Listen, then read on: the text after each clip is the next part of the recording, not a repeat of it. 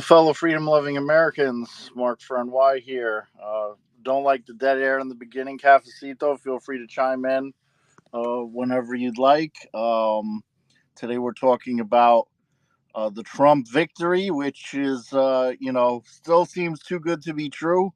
We got wildfires in New York City, apparently. Smokey the Bear is disappointing in us. And a lot more to talk about. Very you know very exciting episode because it's the first episode since election day, and there's a lot to talk about. Kerry Lake, even though Trump's election didn't get stolen, Kerry Lake's election got stolen.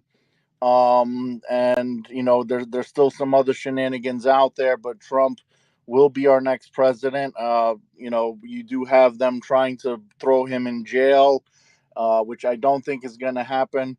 I think they're very salty at the loss, but it is a loss for the Democrats. Trump will make America great again.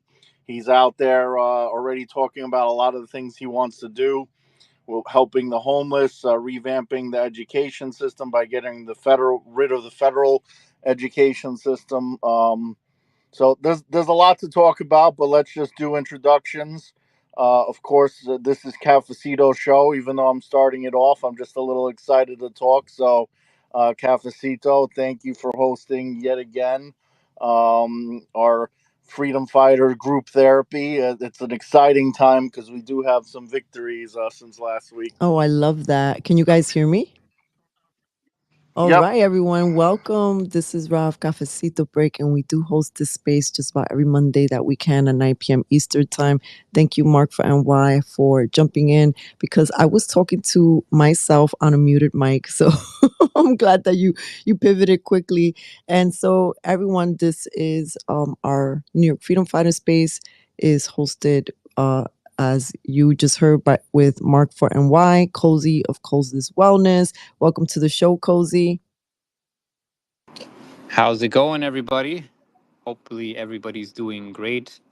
Um, yeah, so there is a victory. How does everybody feel? I know that it feels a lot better knowing that Kamala Harris is out of the picture and we don't have to listen to her cackle. I know that we're not going to have to deal with her threat of censorship and more mandates coming down the pipe. And, we're going to have a shut border. We're going to maybe have a crackdown on crime. Sounds like all positive things. Yeah, and I will say that with all of that positivity is also some of the harsh realities that come with it, right? In the front page of the New York Post was that discussion about the border, the Trump's appointment at the border. So since we sort of started a little bit with it, I want to play the announcement of it. This morning, former Immigration and Customs Enforcement Director Tom Homan, who carried out one of the most controversial border policies during Donald Trump's first term, is set to return to the White House. The president-elect announced Homan will serve as border czar, tapped to fulfill Trump's campaign promise of the largest mass deportation in American history. Homan recently spoke with 60 Minutes. I hear a lot of people say, the talk of a mass deportation is racist. It's threatening to the immigrant community. It's not threatening to the immigrant community. It should be threatening to the illegal immigrant community. As ICE director, Homan led the zero tolerance policy that separated parents from their children at the border. The ACLU estimates between 500 and 1,000 families have yet to be reunited. When asked if there's a way to carry out mass deportations without separating families, Homan said this. Of course there is. Families can be deported together. Trump also weighing in on the new Republican-controlled Senate, saying whoever leads it must allow recess appointments. That would give Trump temporary power to fill vacancies without Senate approval. All right, I'll stop it right there. Mark, any first takeaways? I mean, when he said, "Of course there is," they could be deported together. I mean, that's the perfect answer. It's hilarious at the same time, and I'm sorry if people are sensitive, but I don't really care. Like, you do have, there are good people that are illegal immigrants, but they still committed a crime. If a good person walks into your home and you wake up in the morning, you go downstairs and you see them sleeping on your couch. They're a good person, but they kind of trespassed on your property. Are you going to go and take care of them? Are you going to go and feed them and let them live rent free? Because that's basically what's happening. They're coming in, they're getting free stuff with our taxpayer dollars, all for committing a crime. You're rewarding somebody for committing a crime and coming in illegally. We love. America is founded on immigrants. We know that, and we welcome them legally. We always have, and we always will. I had a It great has nothing to do. I had a great visual, Mark, when you said, somebody's downstairs in your house, breaks in, and they're eating your cookies. That's what I pictured: eating your cookies, or, uh, you know, sleeping with your wife, or whatever. Yeah, I mean, and then there's the ones that aren't good people. There's the ones that commit crimes, the rapes and the murders and the gang members that are illegal immigrants. So yeah, mass deportation is not a bad thing. It's not, you're not deporting innocent people. You're deporting people who committed a crime by crossing the border illegally. There are people who waited and went through the process legally, and it's not fair to them who,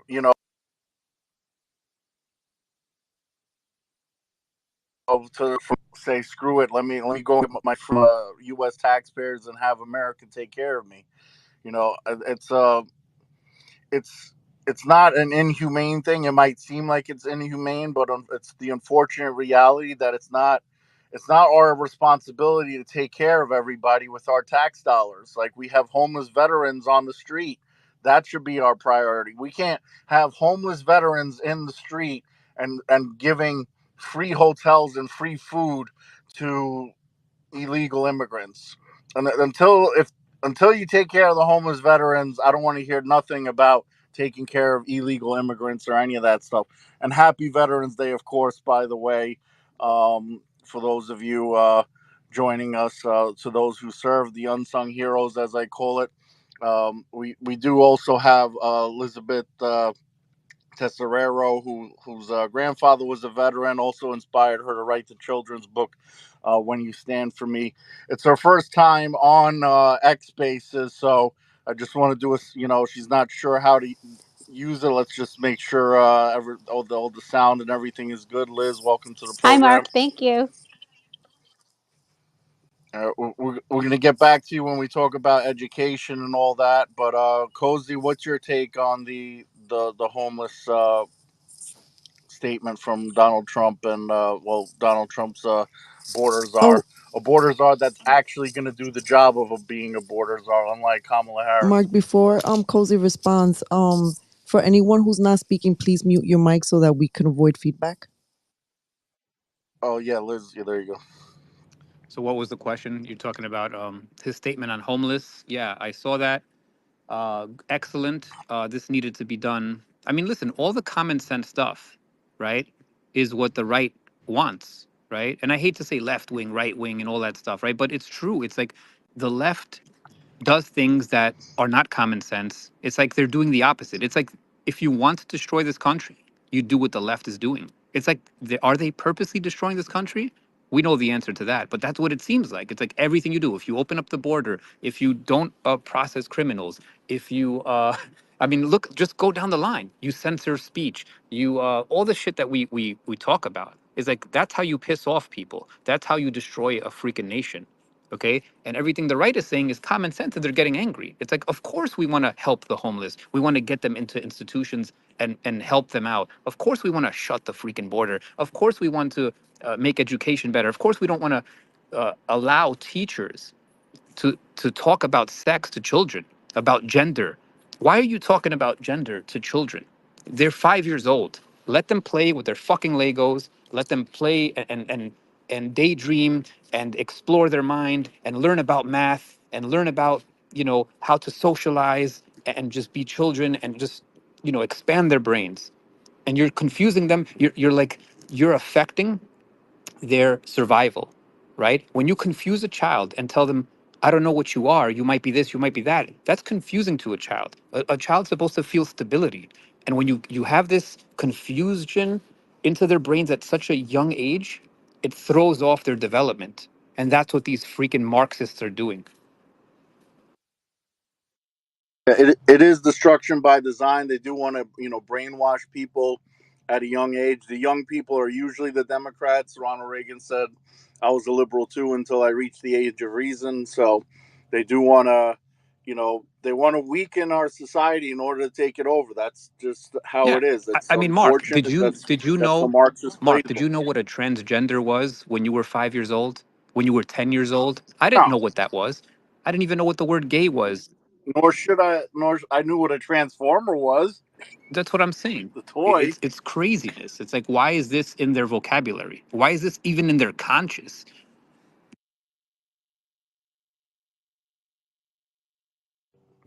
It's definitely not right at all, but that is the destruction by design Marxist strategy. I do want to get back to the homeless and the deportation. And we do have a regular on our show, John McCarry, former NYPD, host of the Unfiltered podcast. Thank you for coming back on. What's your take? Obviously, we talked about this several times, how much the illegal immigration affects the crime across the country, but particularly in New York, and the quality of life in New York as homelessness increases and illegal immigrants are getting priority in hotels and things of that nature. So, what's your take on Trump and his new borders are? I think the demonization of Donald Trump's already starting. His plans that are going to be effective. That's what America wants.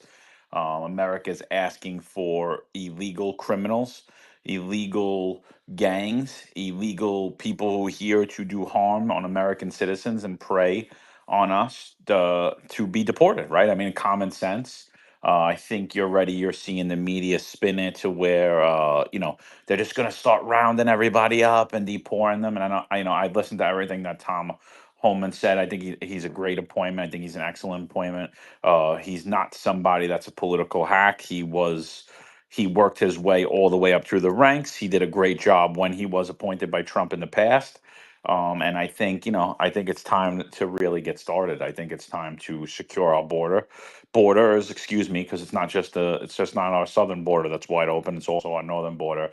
Stop the free flow of fentanyl across this country. Stop the flow of sex slaves and sex trafficking, and really save lives. I mean, because he made mention to it. 31% of the women that cross the border are raped.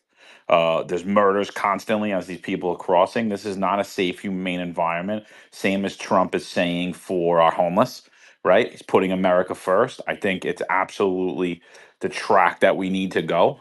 I think, again, I don't think that this country voted for the Republican Party. This country voted for Donald Trump.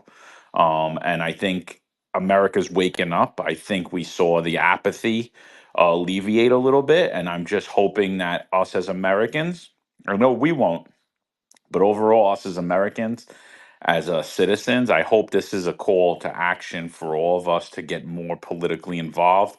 This isn't a time to put our head down and go to sleep. The work is just beginning. We need to really focus in on fixing the policies that have destroyed this nation, that are destroying our cities, that are leading to the complete emasculation of our men. We have 70% of young boys who are ineligible to serve in the military, either physically or mentally. I think that Robert F. Kennedy is going to do a great job to figure out why that is, why we have so many young men with autism, why we have so many young kids with all of these diseases that we never had in the past, and stop brainwashing our children like you gentlemen were just talking about, when sexually confusing them. Again, they talk about male and female as social construct. The social construct is transgenderism, because we've never seen it before. I didn't see it in my life until about 10 years ago. Just popped up out of nowhere, and now it's growing and growing and growing, because it's a social construct that we've created. I don't care what anybody wants to do with themselves, but there is no reason that children need to learn about this in schools.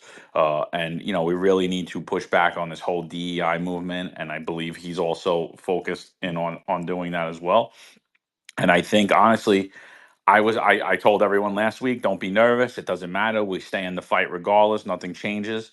But I'm not gonna lie to you. I was nervous as hell, because it's the direction of this country, and and I'm glad the way it turned out, but I'm not gonna go put my head, lay down and put my body under the covers and go to sleep and be like, yeah, we're good. Donald Trump's in office.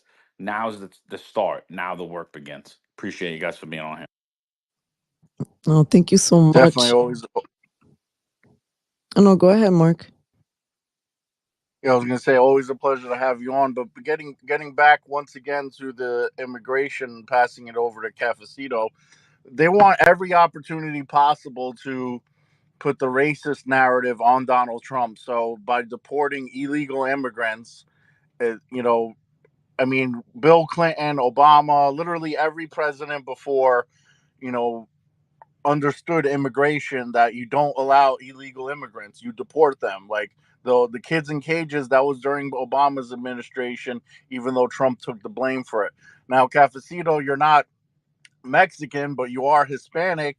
And obviously, it's not a Hispanic hate issue. It's just the reality of, they happen to be coming from Mexico. They happen to be coming from South America in large numbers, but we do have illegal immigrants that come from Russia and etc.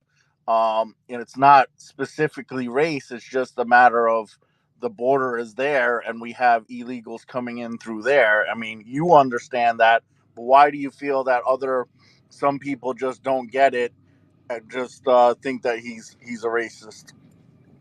Oh, I have a couple of clues, and that's a great question, Mark. It's almost like you read my mind because something that, and a big reason of why we like to do the spaces is just because, they are all things that we understand, and then there is unfortunate the nuance of it all. And one of the big clues is that for so many years there has been such a very big focus on DACA, Dreamers. I mean, you think back, right, of all of those years. So whenever I was in these community activism circles, when there was a group that we needed to make sure or that would come up, right? The two focuses that I remember in the last 10 years that could continue kept coming up in these places were either we have to protect the climate and do all these initiatives for climate justice. It would change, right? Sustainability, climate change, it just keeps changing the terms a little bit, but it's still under the same guise. And the other thing was immigration. And me being a Puerto Rican in the beginning of those, like, I don't know, when we look back, like, let's say 2015, when I was really becoming more active again, at first, I have to be honest, they're taking advantage of a person's good nature. If you're good, like Christian person or whatever, they all those things are sort of being played at you because where are people getting the messaging? People are getting the messaging when they go to church. For example, politicians are going to the Sunday mass, delivering the message about who the enemy is. You know what I'm saying? So this has been already in the culture, and also with that is what we've heard time and time again. This is a country of immigrants. We are on the colonizer stole our land, and it's almost like people have accepted, yeah, this is part of what we do as at least the least thing we could do, like we're benefiting from stolen lands. Now, here's my thing. I'm not equipped to argue historical points. What I'm saying is, as a Latina, as a Puerto Rican with American rights, right? I have felt like this coercement, and as we have all seen, it just keeps getting deeper and deeper, and it has infected all of these interwebs. So now that we're here, and now that we're here in the present moment in this little circle, we're all rational thinking people, but we still live in little clusters where we can't escape from, because I know a lot of people are like, fuck it or forget it. No, we're embedded with these clusters, with these people who might be our cousins, our siblings, our husbands, our wives, who are looking at us like we're the enemy. And when this mass deportation that we know is going to happen starts, the fighting at home is gonna get worse. At least I'm hoping I'm wrong. So how do we pivot and hold space for what we know is going to happen? Well, I'm not even asking that question correctly, but how do we navigate through this, because it's not going to be easy for anybody. Yeah, I mean, we've been going through it through, the vaccine mandates, being called selfish, and like, friends and losing friends and family because of politics has been common across the world, especially when it came to the vaccine too. Like it was, Trump. If you like Trump, you're a racist. You had that, dividing you. Then you had the vaccine dividing people. I don't keep in touch with people that were really close to me before as a result of politics, whether it's Trump or the vaccine or a combination of the two or whatever. So there's really, I just see it as the garbage took itself out, because you're not, if you can't respect my opinion that it's different from yours, then you really don't care about me like I thought you did. Like, I mean, it's sad, but that's the reality of the situation. Like, it doesn't matter whether it's your parents, your siblings, or whatever. Like, how could you love somebody and hate somebody because of their political beliefs? Like, and it only happens on their side. You don't see conservatives that say, I'm unfriending my liberal friend. I mean, maybe they do. Maybe there's some that, we joke around about communists and stuff like that. And if they're full blown communists, yeah, I mean, I'm not going to invite them. I don't know what to say. I'm not like, I've never unfriended somebody because of their political beliefs. I've never unfollowed somebody who was friends of mine because of their political beliefs. So it only happens on their side. So we're the ones taking the heat of it, because they feel like they're morally superior. They think that we're supporting a racist. They think that we're selfish by not getting the vaccine, and they think that they're morally superior. When meanwhile they're just misinformed, and that's the reality of it. Kozi, you had your hand up before. I know we got to get to Liz and education in a little while, but Joan, I know you had your hand up for a while as well. You'd like to ask a question or say something, Joan, or? Yeah, I just had a couple of comments of what everyone was saying. I don't use right or left. I say it's the establishment versus the people. The establishment being the neocon warmongers, big tech, big media, big pharma, education, Wall Street, Hollywood, music. It's embedded everywhere. But for the first time in my life, I am hopeful. I am 56. I turned 56 on election day. My birthday dream came true. The future never looked brighter, because now our fight does begin now. We could never fall asleep at the wheel ever again.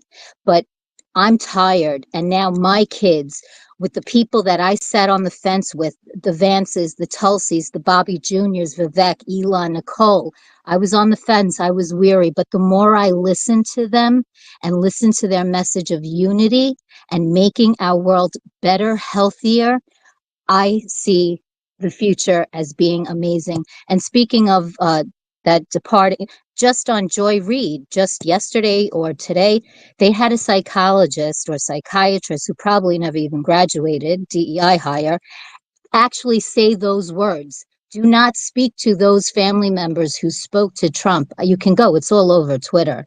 But thanks for the mic.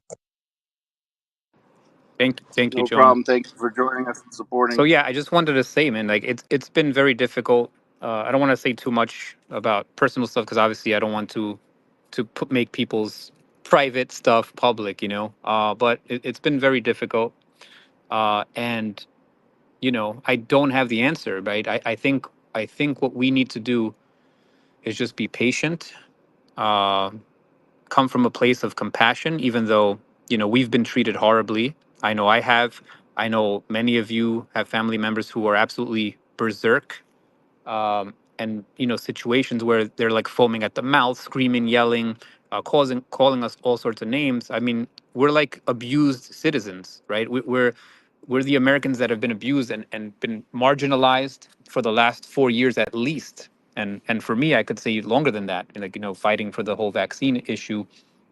But and the censorship and all of that, right? Um, but we've been marginalized. We're the ones who are being abused, and we have to be the better person because these people are so poisoned. They're poisoned with what they have put into their body. They're poisoned with all the shit that they probably eat, and they're poisoned in their brain by all the mass media they consume, the fake news that is a CIA mind control platform. Okay? Make no mistake about it. It is a CIA mind control apparatus. That's what they use to control the masses. That's how they got them all crazy. That's how they got them to behave the way they did. During COVID, we saw it every 2 minutes. COVID, COVID, COVID, COVID, COVID, COVID, COVID, COVID, COVID, COVID, COVID. That makes you psychotic. And they got them into a trance. They show them images of death and disease. Um, and then now they're doing, I mean, they've been doing this with Trump too, making them foam at the mouth when you just say his name, when you see an image of him, foaming at the mouth, little screenshot, little catchphrases, racist, Mr. Orange, racist, racist, racist, insane, racist, right? The minute you call his name, it's that Pavlovian mind control, right? When they blow the whistle, and you can sweat or freak out, and that's what's happening here. So these are people, you got to look at them as children that have been mentally and emotionally abused, and if we look at it from that aspect, maybe we can help. Maybe we can help heal the divide. Okay, so we're gonna have to be the bigger person because they cannot be. They are damaged humans. Their souls have been damaged. So we have to be like, okay, we're gonna take on this abuse, and don't take it personal.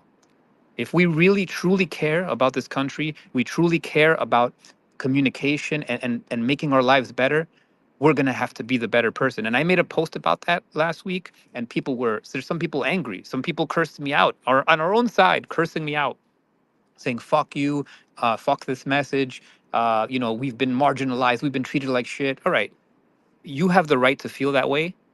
Not everybody's a leader.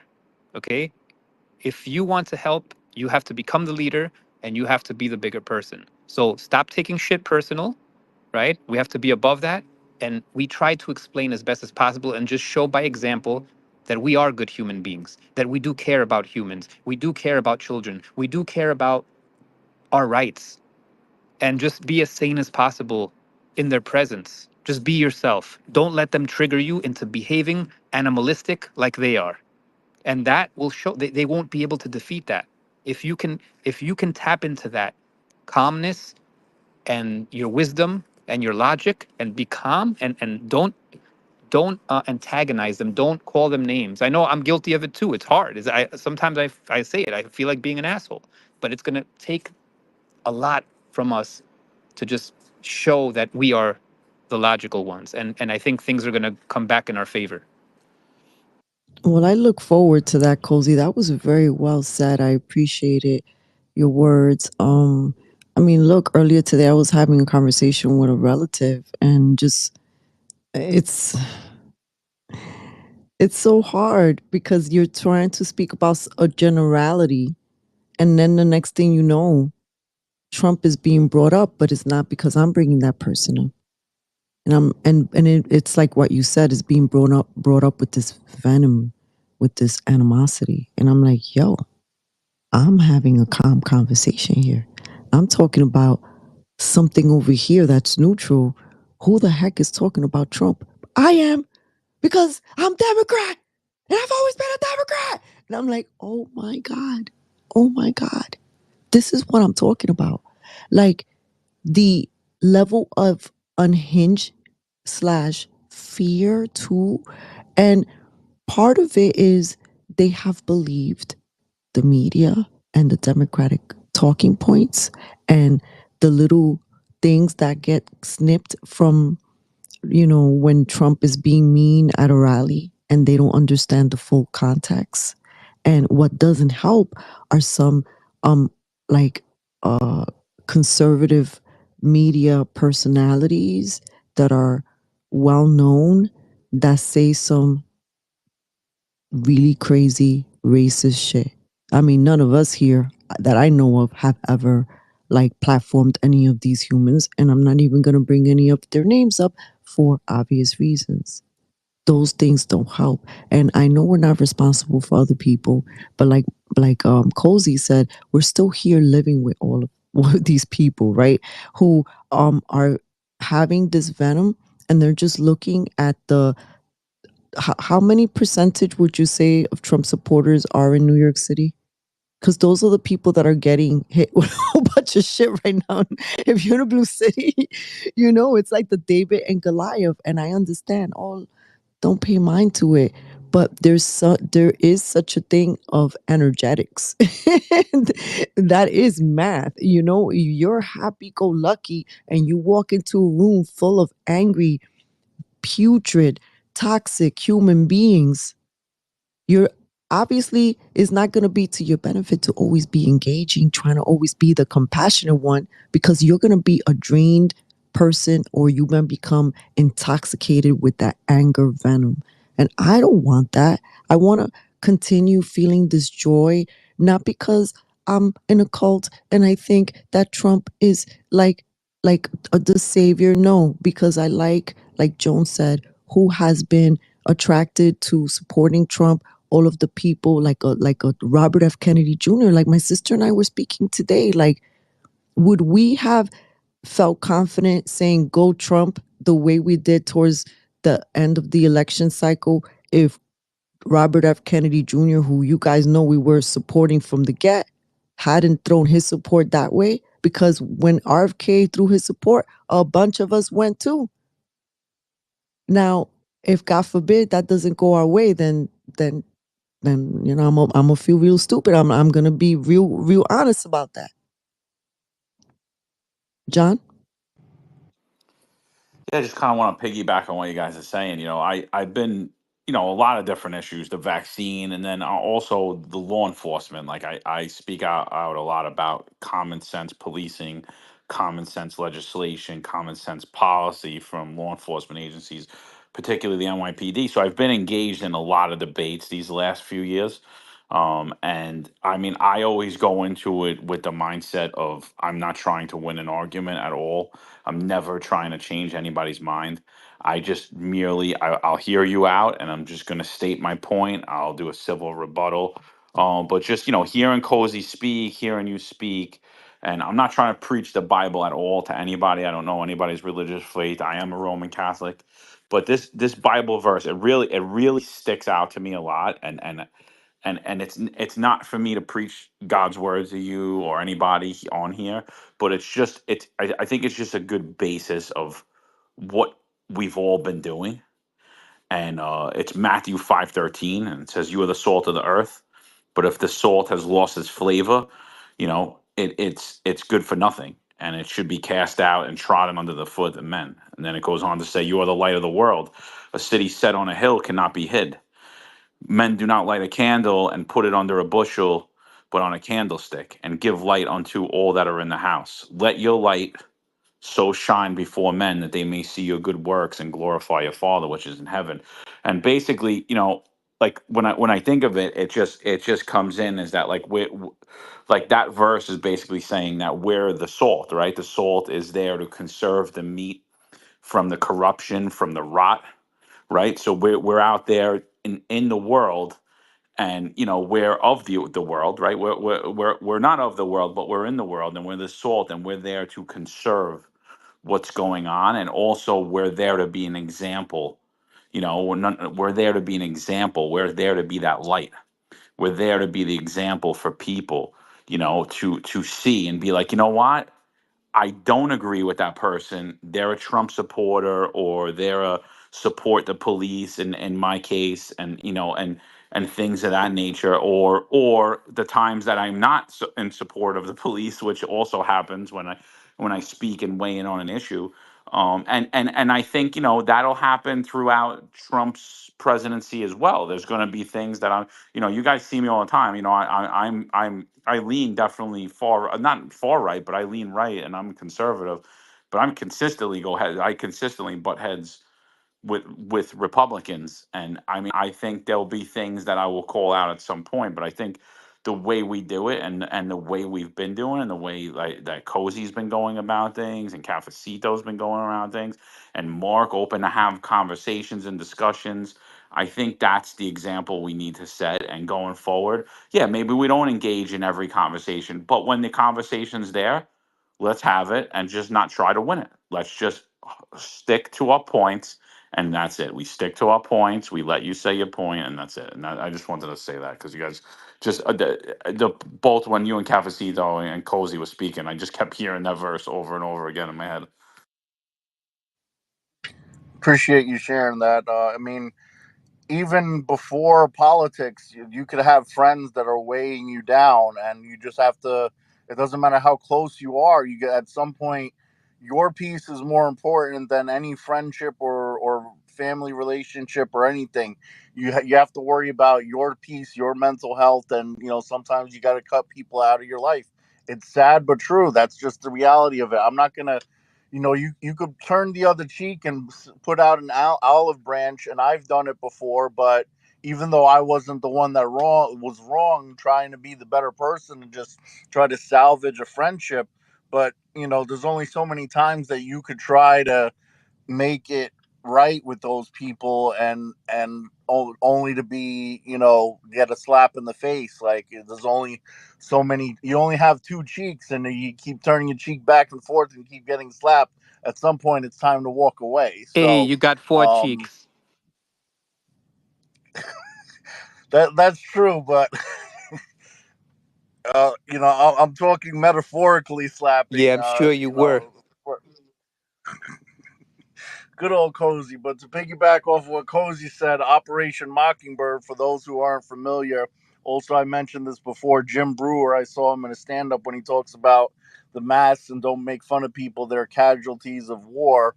And people laughed, and he was saying that he's being serious, and that's the reality of it: psychological and information warfare. I know I repeat myself, but it's true. So I know, Joan, you got your hand up, but we haven't heard from Liz yet. I want to see if she wants to touch in on anything that we talked about, or we could just transition to education and Trump's statement of getting rid of the federal funding with education, bringing it back to the states. We talked about what kids are learning in school, and what they shouldn't be learning with sexuality and stuff, and things that they should be learning is patriotism, like your book. So take it away, Liz. Anything you want to comment on anything that we said, or if you want to transition to Veterans Day in your book, the floor is yours. Oh, thank you. Well, no, I actually agree with all of you. I appreciate all the different opinions, and I think the one thing I did want to say was when we were discussing in the beginning about the whole idea of sexualizing our children.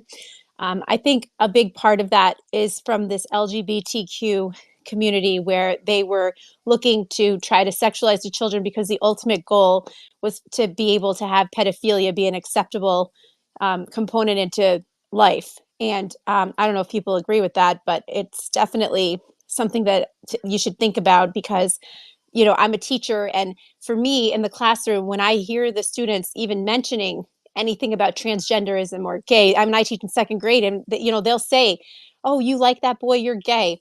Somebody said, I don't know who it was, like when we were kids, we didn't even know what that meant. I don't even know how to navigate it when I'm in the classroom, because honestly, I can't say anything derogatory about gay people. I obviously wouldn't, because I have no problem with them, but I find it that the only difference between a homosexual and a heterosexual person is what they do in the bedroom. So no child should be talking about that, period, end of story. And especially second graders. So that's just.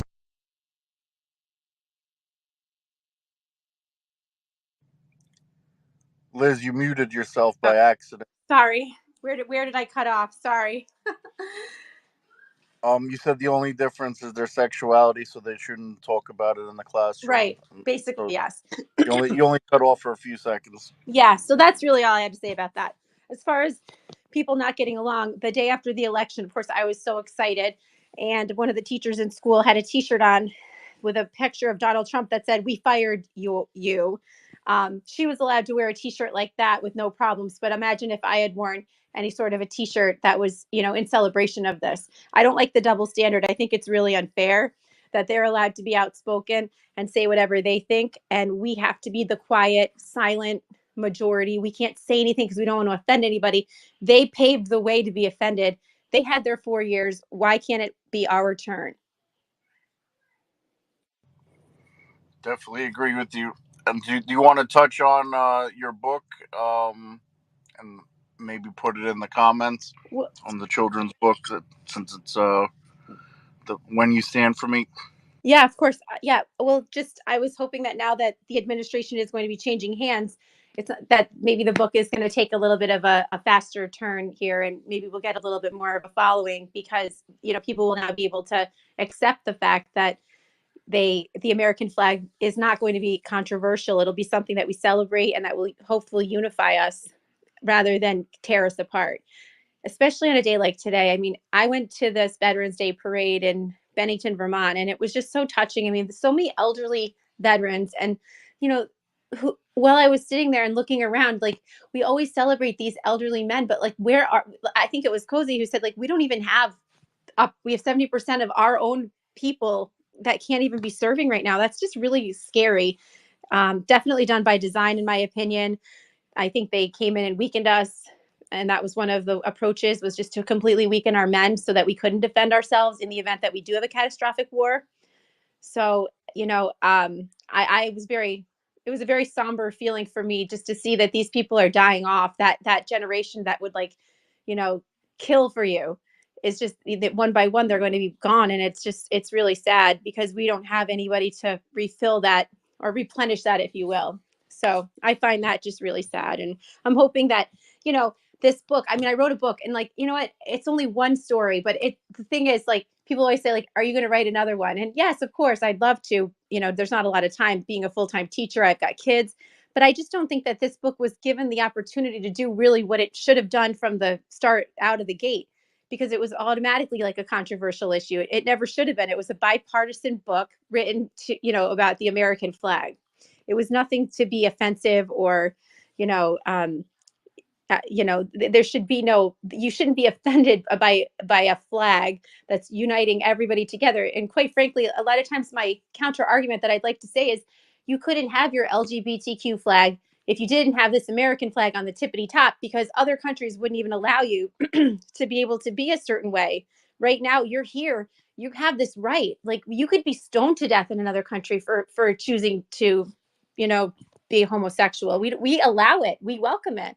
We don't want it, down our throats, but it's, that it's this flag that gives you that opportunity. And I don't know, you guys probably never heard of it, but my book, but I personified the flag. I have it kind of come to life, if you will, because I thought maybe doing that, and because, I'm a teacher at obviously lower elementary school, would give this like, you remember when you were a kid and like you had like a teddy bear and you used to think that it really had a life and you cared for it, and you'll always remember that special certain stuffed animal in your life. I always thought, maybe, just maybe, if they were ever in a situation where people were burning the flag around them, they would say, wait a second, I remember that story where the flag, it wasn't just a flag, there was soldiers behind it, and there was all this other great stuff behind it. I'm just hoping that it would be something that would stick out in their minds, so they would feel a little differently if they ever were faced with that sort of thing. So anyway, that's it. Oh, thank you so much. I'm really happy that you joined us today, Elizabeth, because we find ourselves in, we've heard a lot of students in the last couple of days via social media, or young people who are convinced if they identify as, a trans person, or within the LGBTQ plus movement, that President Trump and the new administration is going to come for them, that they're about to lose their rights. I mean, they really truly believe this, not, and whatever, we can argue what it is, people are like, oh, that's a psychosis, whatever it is, but they really truly believe that. And I have compassion for young people who are suffering unnecessarily, as I did when my sister and I had our little boots on the ground, brick and mortar, and we would constantly meet young people who had such an anxiety over climate change.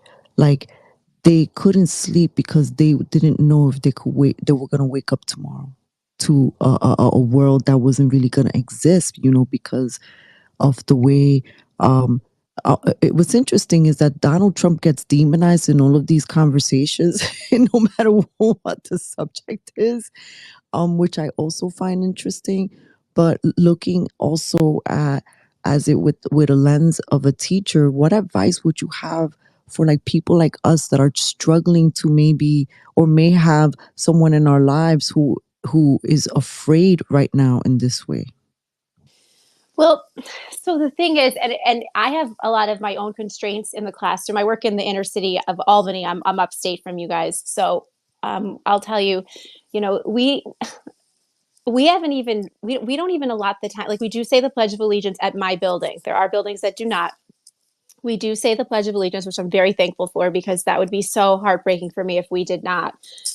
But I would tell you that as far as like the issues, like, the trans issues and things like that, a lot of times that stuff isn't really happening until middle school. So it's a little bit out of my comfort zone to discuss. But I will tell you that it's not as predominant as you think it is when you hear it like out in the media and things like that.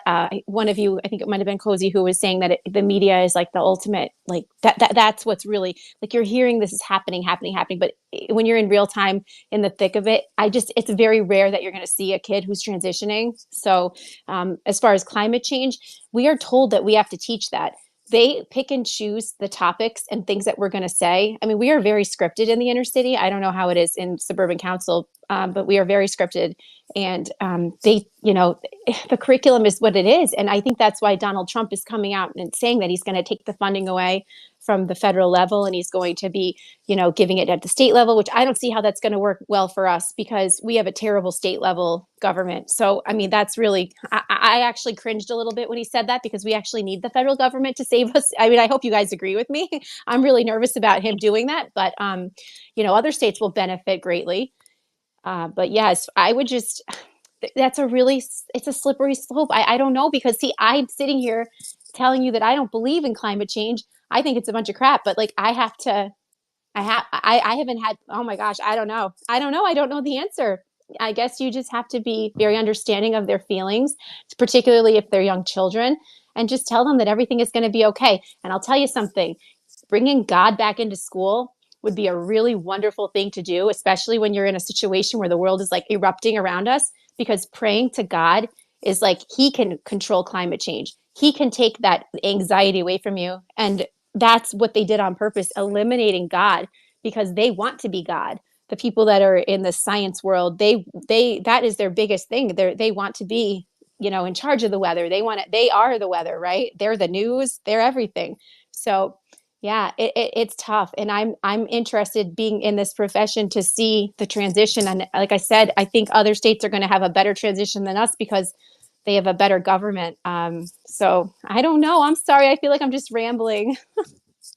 Well, I do agree. That was one of my concerns when he said that the federal funding is going to be gone, and bringing it to the state. But the state, the state is doing what it's doing anyway. What Donald Trump is doing is basically saving taxpayer money from paying these cushy jobs in DC for people who aren't doing anything productive. So it's not going to help New York, since New York is still going to have their agenda, but hopefully there's something else put into it. As far as climate change, that's part of the media, fear mongering. They want to keep you in a state of fear. I mean, the world was supposed to end in the 80s, then it was supposed to end in 2012, and not they just say 20, 30 years from now, because 20, 30 years from now always seems like such a long time, and then when it happens, then it's no longer 2012 anymore. Now, wasn't that the Al Gore movie, The Inconvenient Truth? Wasn't it 2012, and they made a movie about it, 2012? And it's like, yeah, 2012 came and went a long time ago. Now, what is it, 2035 or something? Like, what year are you gonna say that the end of the world is gonna happen? So, I mean, that's one of the things that I point out, that they've been talking about this ending the world, for decades, since before I was born, and I'm 43. So, It's proof that it's nonsense, because it was nonsense then and it's nonsense now. But when it comes to the flag, I mean, that also is media brainwashing. How do you get somebody to the point where they think that the flag of the country that they live in is somehow racist? Like, I mean, we're founded to escape religious persecution. We have probably our constitutional republic is the admiration of other countries across the world, which is why they want to come to this country. Why do all these illegal immigrants want to come into a country that's so racist and evil? It's the greatest country in the world. Um, our because of the diversity and because of our constitutional republic and the rights that we have, and the history of our country. It's just to hate the flag is a horrible thing. I did put in the link in the comment section for those of you unfamiliar with X Spaces on the bottom right. Right now, it shows two comments. For Liz's book, "When You Stand for Me." I given it to my friends' kids before they enjoyed it. Would make a good Christmas gift. The Amazon link is there. So for you guys, if you want to check that out. We air every Monday 9 p.m. On X Spaces here. If you want to follow us, just click on the photo and click the follow button for any of the speakers to keep in touch with us. And there's a lot more that we're talking about. We usually go about 2 hours. We're in the first hour. I do want to eventually touch on Trump's homeless plan and put my take on that. But I just want to pass it over to Joan, who has had her hand up for a while. Is there a question or comment that you want to add as well? Thank you again for the mic. And yeah, the hypersexualization is not only in the schools, it's been in everything. Look at the music. My daughter grew up first, it was Hannah Montana who turned into Miley Cyrus. Look at Sesame Street, pushing LGBTQ, and if you don't get vaccinated, you're going to kill Elmo. How did we get here? We went from schoolhouse rock to flags becoming offensive. Again, you have to get involved in your school board when it comes to school. My daughter was the cutoff class for Common Core. Okay. Common Core, we went through hell. The school system, we were learning, parents were learning along with teachers that any way you put it, 1 + 1 is always going to equal 2. Along with religion, I would like to see the 10 Commandments of the poster up in every classroom, because one of those 10 items, 10 Commandments up there might change a young mind. And as far as the federal funding, yes, it's scary. I'm in New York, I'm on Long Island, and that's the first thing you say to the parents, federal funding. Oh, you can't cut it, you can't. So you got to vote yes, down, yep, vote 7-0, 7-0. But I grew up in a time where if I had a problem, I went directly to the principal and we hashed it out. Now I have to go through 3 assistant supervisors to try and get to the top superintendent, who never gets back to me. How about getting rid of that pork and fat? And the final thing with the teachers, I just wish teachers would just find their voices and scream. I know the unions and all that, but if the teachers had the backing of our new Board of Education, it would be so much helpful. Thanks for the mic again. Yeah, and there's a few people who jumped on. I want to give them a chance to speak. Some of my favorites here is Kevin Revell. We have Johnny Montana, and we have oh my God, I almost forgot your name there. It's Carter. coming to my mind. Carla. Carla's Carter. waiting too. So and before I go, Joan, I got nervous for a second when you said you said we went from Jailhouse Rock. I thought you were going to say something that rhymed with rock. So never mind. Carla, you go first. It was Schoolhouse Rock. Oh yeah, oh yeah, Schoolhouse Rock. I'll say what I thought Yes. you were going to say. It's like, but I won't say the word. Worry We for went from another Schoolhouse Rock day. to Let the I don't know music what. play. Wait. Gonna fry for We went all. from Wait, Schoolhouse one mic Rock at a to I time. don't One know mic. whether I have a bleep. Okay, Oh my so gosh. it's just where my brain goes. I'm sorry. Cozy, my you're a thought mess. my words like they deal with rhymes a lot because I rap a lot. So I'm always hearing rhyming words. So forgive me. Um, Carla, what's going on? Yes, hi. Thank you. I think you mean Carter. Yeah, Yeah, that's my why I got son's messed name. up. Yeah. It's okay. It's my son's name. Great to Carter, be you had here. your hand up for a while. You have something to say? Yes, thank you. Yeah, do you hear me? Do you hear me? I hear you. Yes. Yes. Okay, thank you. No, I just had to touch on the teacher topic. I feel that Speak now or forever hold your peace, Carter. She's Oh, speaking. Mark doesn't Mark, hear her. I was Mark, Mark. Oh, I don't. Well, can you hold on, hear Mark. You me? have to exit. Mark, you have to exit and come back in. That's the way to fix it. oh, okay. All right, I thought he couldn't hear me. Can you hear me? Yeah, I hear you.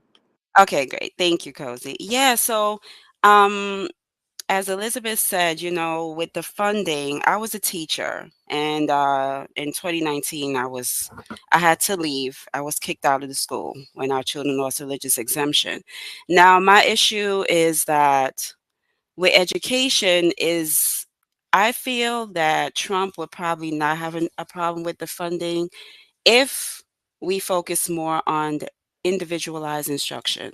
I had the honor of being a teacher and doing that at my son's private school back in 2019. And the classrooms are too large, number one.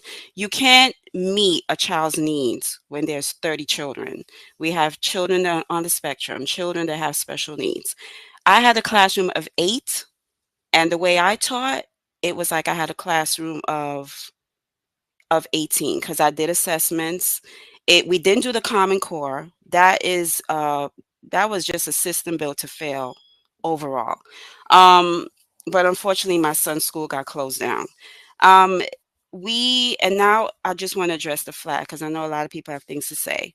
Um, it's funny how they want to knock out the American flag, which has been around since the beginning, right? Was about with the 13 colonies, things like that, but it's okay for their flag to be acceptable. I remember when I was teaching at a private school back in 2018, this was a special needs nursery school.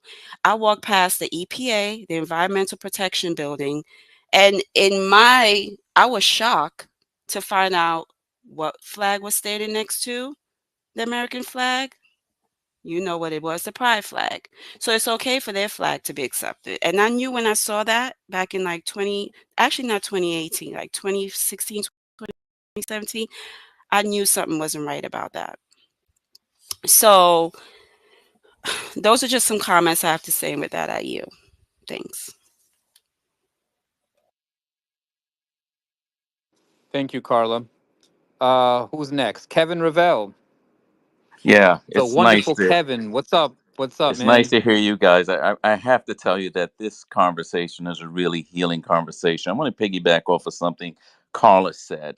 There's a high school that's not far from where I live, and I just noticed. I think just because of the political environment, there is a design on a wall next to a high school near a track, and it has a whole bunch of different flags.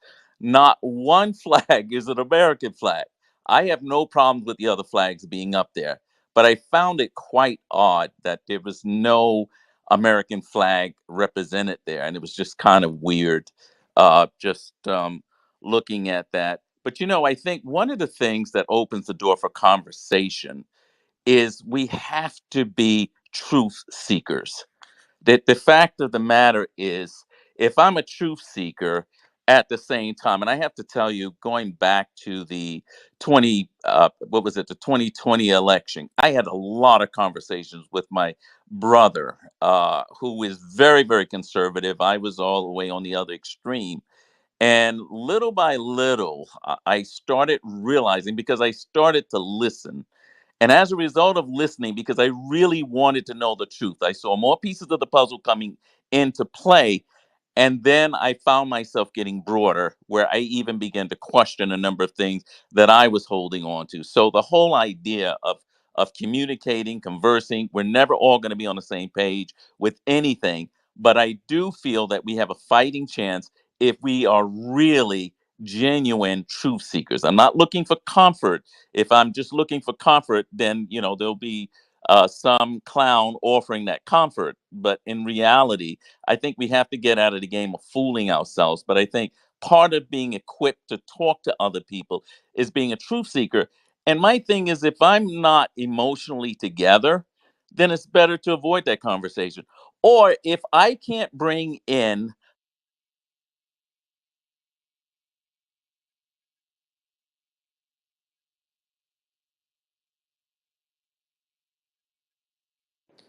Can you guys hear Kevin? I don't hear him now. No, No, I no, couldn't hear him. He He cut dropped off off. as well. he was speaking that so I heard good. so far. Yeah, It's what I Kevin, you hear. got to Kevin, All pause, right, thank you. pause. Kevin, I hear you now. Go back about 20 seconds because we lost you. What did I say? I don't remember what I The said. last thing I heard was I said something about being a truth seeker. yes. Were you with Yeah, that? yeah, I heard that.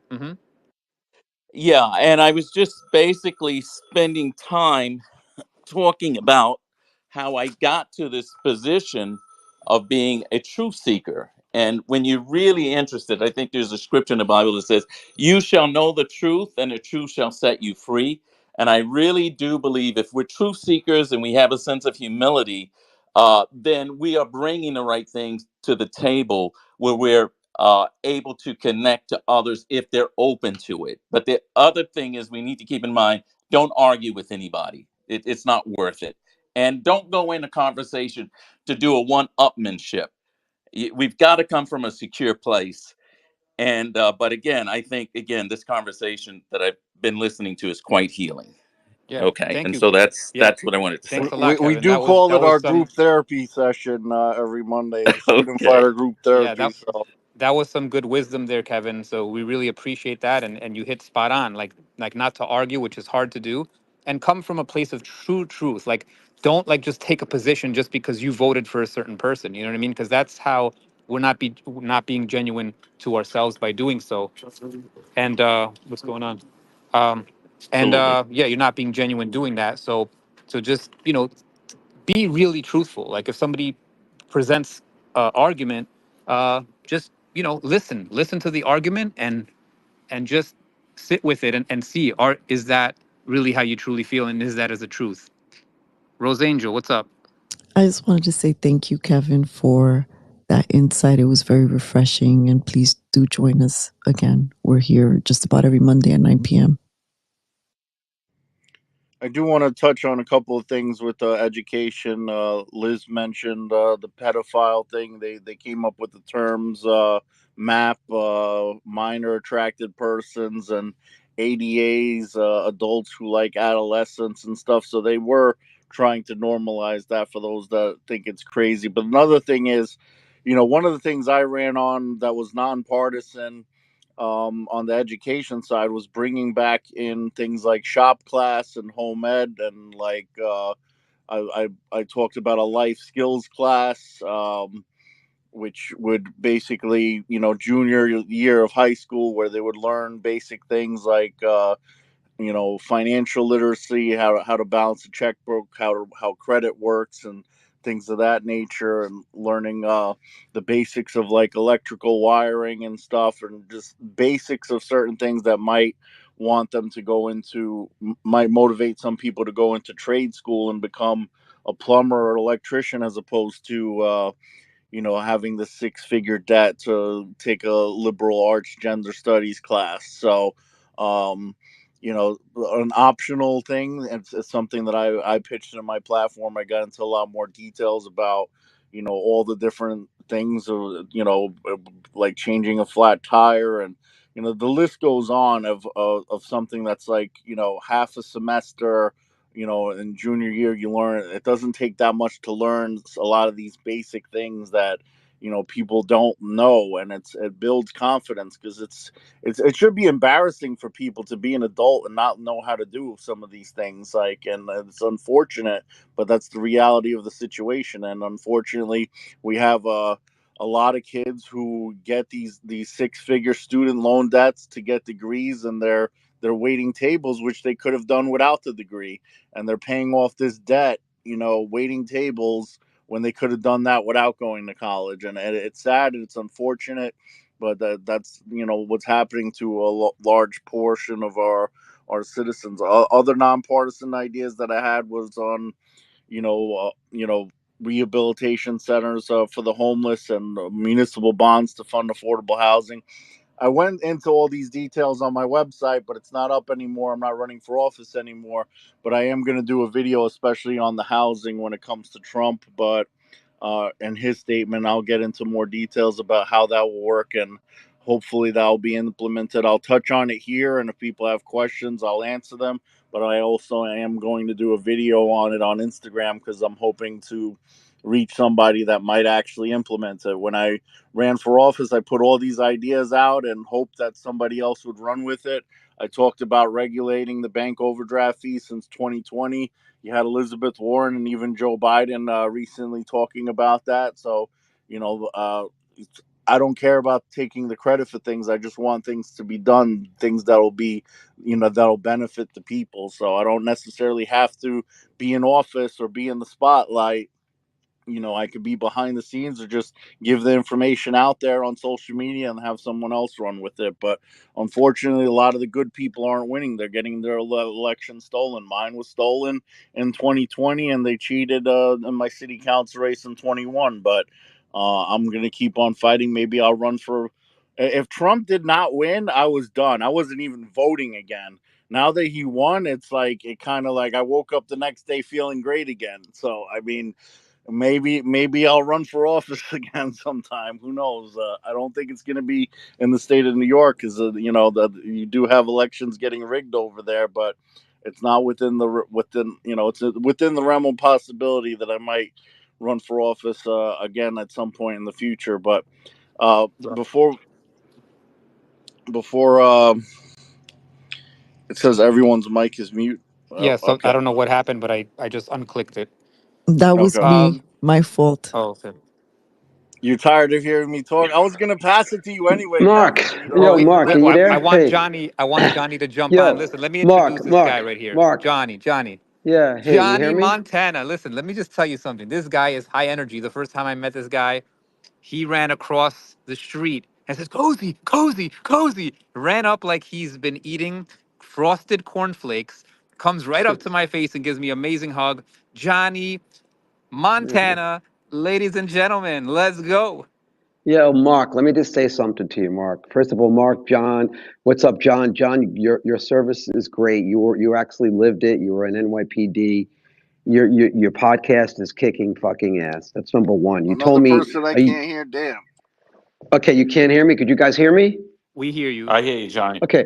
Okay, John told me like a year and a half ago, I'm going to do it. I'm going to do a podcast. And I'm like, oh, really want to do a podcast? Great. His podcast is taking off. He's doing really great. Mark, I think I met you for a half a minute. I'm going to be completely honest with you. Your energy is amazing, but I'm going to be completely blunt because that's the way I am. You're wasting your time running for office in New York City until we clean up this whole fucking mess. I'm not saying it's bad energy and stuff, but it's a complete fucking waste. It's a complete waste. And I'm not saying you wasted your life doing it because you got balls and you're doing it and you're learning the system, but it's completely corrupt. Are you guys familiar with the New York Citizens Audit? You guys know anything about them? Are you I guys Yep, I'm don't. there? familiar with them. But why don't you tell Are everybody, you Johnny, about them? okay? Okay, you know who Marley Hornick is? You know who she is? Yep, I know Molly. She's been on the Okay, podcast. okay, great. So what's her story? What did she tell you? She's been on the podcast. What did she say to you? The New York voter rolls are completely Yeah, but what did they're she say? What did she say about how many million votes are screwed up? yeah, about a million in every election. A million in Okay, a general okay, so election. no, a million. I think there's more. I think there's 2 or 3 million. It's insane. They're all first of all, they got all these people's bodies. They're not even alive. They have the whole voter system rigged completely. Zeldin won. If Giuliani ran right now for mayor, if Giuliani wanted to run for mayor again, he would fucking lose. We are in Gotham hell. We are completely we are the last city to act. We make Chicago look like freaking like Florida. I'm telling you, this is we're in the vortex of corruption right here. That's why you got Alvin Braggs, you got Patricia James, you got all of these people. New York City This is why I had a problem with Trump when I went to MSG, and I was like, why is he doing something at MSG? I don't understand it. I know why he did it, for the energy, but you're not going to win in New York City unless we completely revamp the whole system, and that's So going to take a lot. Johnny. Good. So what do you suggest we do? Because listen, like you're Okay, the telling thing is, Mark. no, I'm not telling him it's a bad idea to do it, but Yeah, Mark, what do you think about it, Mark? Let Mark talk about it. yeah, What do yeah, you yeah, think about absolutely. what I'm saying? Mark, what's your opinion on what I'm saying? Is he there? I think maybe his mic's No, until he comes on. remember, I don't think that Mark. No, I can't hear what Johnny's saying. I can Oh, hear what oh Kozi's wow. saying. I can't, All right, so I'll tell you what he said, and then you can Can't repeat, hear me. or Mark, if you're hearing me now, just exit and come back, and then you'll be able to hear everybody. Trust me, But just I do just that. I just feel like yeah, it's I'm just a gonna do. waste. I thought it was just Kevin, so I figured I'd just whatever when he Yeah, was done speaking. just But I guess exit and come back in. we can come back. Hopefully, it'll work. Johnny, yeah, no, I just wanted to say I'm not saying anything bad, but you're right in what you're saying, right? I mean, What are you talking? it's really. I mean, look where we are. How do you think Patricia James got there? You think people voted for her? How do you Yeah, think? How listen, do you think people voted? I mean, what did they do to Cuomo? What did they yeah, actually do to no, no, Cuomo? Johnny, you're making a great point, right? And what I'm saying I to mean, you is, how do we? it's at the look what they're doing to Kerry Lake right now. You think I 83,000 hear people you, that but voted what for I'm saying, Trump. listen, But let me finish talking for a second. yeah, go Kerry ahead. Lake, 83,000 people voted for Trump. Kerry Lake's down by 83,000 votes. 83,000 of those people that they said voted for Trump, but they didn't vote for Kerry Lake. Arizona is where the cartel is controlled. The cartel is controlling Arizona. They are. Nobody's talking about what's going on with the cartel, what they're doing to these people, what they're doing to these immigrants. These people are coming across the border. Fentanyl's all over the fucking place. They're making so much fucking money. We are the laughing stock of the city. I know I interviewed people's families 2 years ago. I felt bad for them. I talked to them, but you don't even know who they are. You don't even know if they're families because they changed all the executive orders that Trump had. Trump had like 105 executive orders. They just changed it. You can't even do DNA or anywhere to even see if they're really their families. It's a fucking mess. There's not 350,000 people that are missing kids. There's over 500,000 people missing. Laura Logan was talking about. Tim Pool's finally talking about. Joe Rogan finally wakes up after what? Fucking how many times did I vote for Trump? Fucking 3 times. He wakes up late. Bill Maher wakes up late. That's why we're in this mess. I'm being blunt. Now they're all waking up and now they're all on the Trump wagon. Where the fuck was everybody fucking so long ago? I'm at the point where it's like, okay, great. They're all on the bandwagon. Let's go to MSD on Saturday and roar for Trump. But if you jerk offs wouldn't have been fucking smart in the first place and woke up, we wouldn't be in this fucking mess. Yeah, but Okay? you gotta admit, listen, the fact But that that's the way it is. I the mean, I fact, know Joe listen, Rogan. I did comedy with Joe Rogan in 2000. And I did a show on Sunset Boulevard, dude. I ran away from these people. Listen, you don't know nothing about my backstory. I ran away from these people. I used to work at the Comedy Store. They didn't give me enough mic time. I know Sam Tripoli. I know these guys. I built a stage at Hustler, and I did my own show on Wednesdays. I had Paul Mooney, everybody you could think of performing at my show. They loved my show because I couldn't get mic time. I know these people. I know these people. They woke up late. I'm glad they woke up and they finally woke up. But the main thing that nobody actually saw is when they reinstated Alex Jones to X. When they reinstated Alex Jones, that just snowballed everything. Soon as that happened, Tucker Carlson got on board. Elon Musk had that conversation with him. Remember that? I don't know if you guys remember what happened. Elon Musk came on. Tucker came on. All three of them were on the phone. Then Jack Posoma came on. We have such a creative fucking team right now of everybody together. There's so many people, and then RFK jumps on. And yet you got some of these people that are in this fucking city, that I fucking know, that I know, that I was around, that I fucking talked to, that I helped these people. I did videos for these fucking people. I fucking stood in line for these people, anti-vax. I helped them. And they know what they're still saying, oh, you're a dick to vote, or you're this and that, or you're a Trump this, you're a Trump that. And you get the other jerkos that never worked for Trump, and now they're on the bandwagon for fucking views. So I'm saying everything is completely a mess in New York City. No one's got any fucking gazoons. I'm being honest. I'm in the city. I'm here on 27th Street, right here on 27th. I walk around the area. Look at my last video. It's a different vibe. I walk out of this place. I grab a wrap. Boom, 7 cop cars on the corner. Bam, bam, bam. They locked up fucking 4 immigrants with luggage, taking shit from fucking Home Depot. Their balls are back. Do I know the details like John knows with his podcast? No, I'm not inside knowing the details, but they have their fucking balls back. I was outside MSG. They were all there. They were smiling. They were smiling. They feel good. I think the city's going to come back. But on the inside, with all this shit, what happened with the elections here? What happened with the election, guys? How many seats did we lose? How did we lose those 3 fucking seats? It's all rigged. It's disgusting. These people will never get voted for. Now, what's the right thing to do? I don't know what the right thing to do. You got to clean it up. How's it going to get cleaned up? It's going to take a couple of years with Trump in, and he's got to get rid of these disgusting freaking district attorneys. He's got to get rid of Braggs. He's got to get rid of people. You got to clean it up. It's going to be hard. Yeah. It's going to be John, super hard. Johnny, I have a question actually for John Macari. Sorry, I can never say your name. How do you pronounce it again? It's Ma- Macari, but you call me whatever. You call me Macari. what you So want. John, so yeah, he's making excellent points, and I want to ask you because maybe you know better. Um, how do we? Yeah, because New York is corrupt. Like the voting system, we know that it's always rigged, and they're not doing a good job. Like, does the federal government have the power to clean up New York State in terms of election stuff and all that? How can they go about that? I mean, the way that our country's set up, our country's set up to give the power to the states, So, there are things that Trump could do, but unfortunately, he's not going to be able to completely clean up New York State. It has to be done internally. It has to be done at the local level. Like the same way that Giuliani came in and cleaned up New York City and got rid of a lot of the corruption in the New York City Police Department and and in other agencies throughout New York City. But I feel like, but that time when Giuliani came in, it was 20 years ago. It's a different animal. Now you got George Soros and Alex Soros. You got all these people, and you got the rhinos that are all in one team. Look what happened with Cara Casanova. Look what happened with her. 100%. She couldn't even get her name on the ballot. It's a different animal It's now, 100% a John. You got different to animal. understand And that. like the way that Giuliani went about it is he came up with, he was the first person to come up with, we need to use RICO against the mob, get them out of the city, right? Get them out of politics, get them out of our agencies. So he used that. And now I honestly think the problem in New York City is you have to start going after the GOP. You have to start going after the GOPs.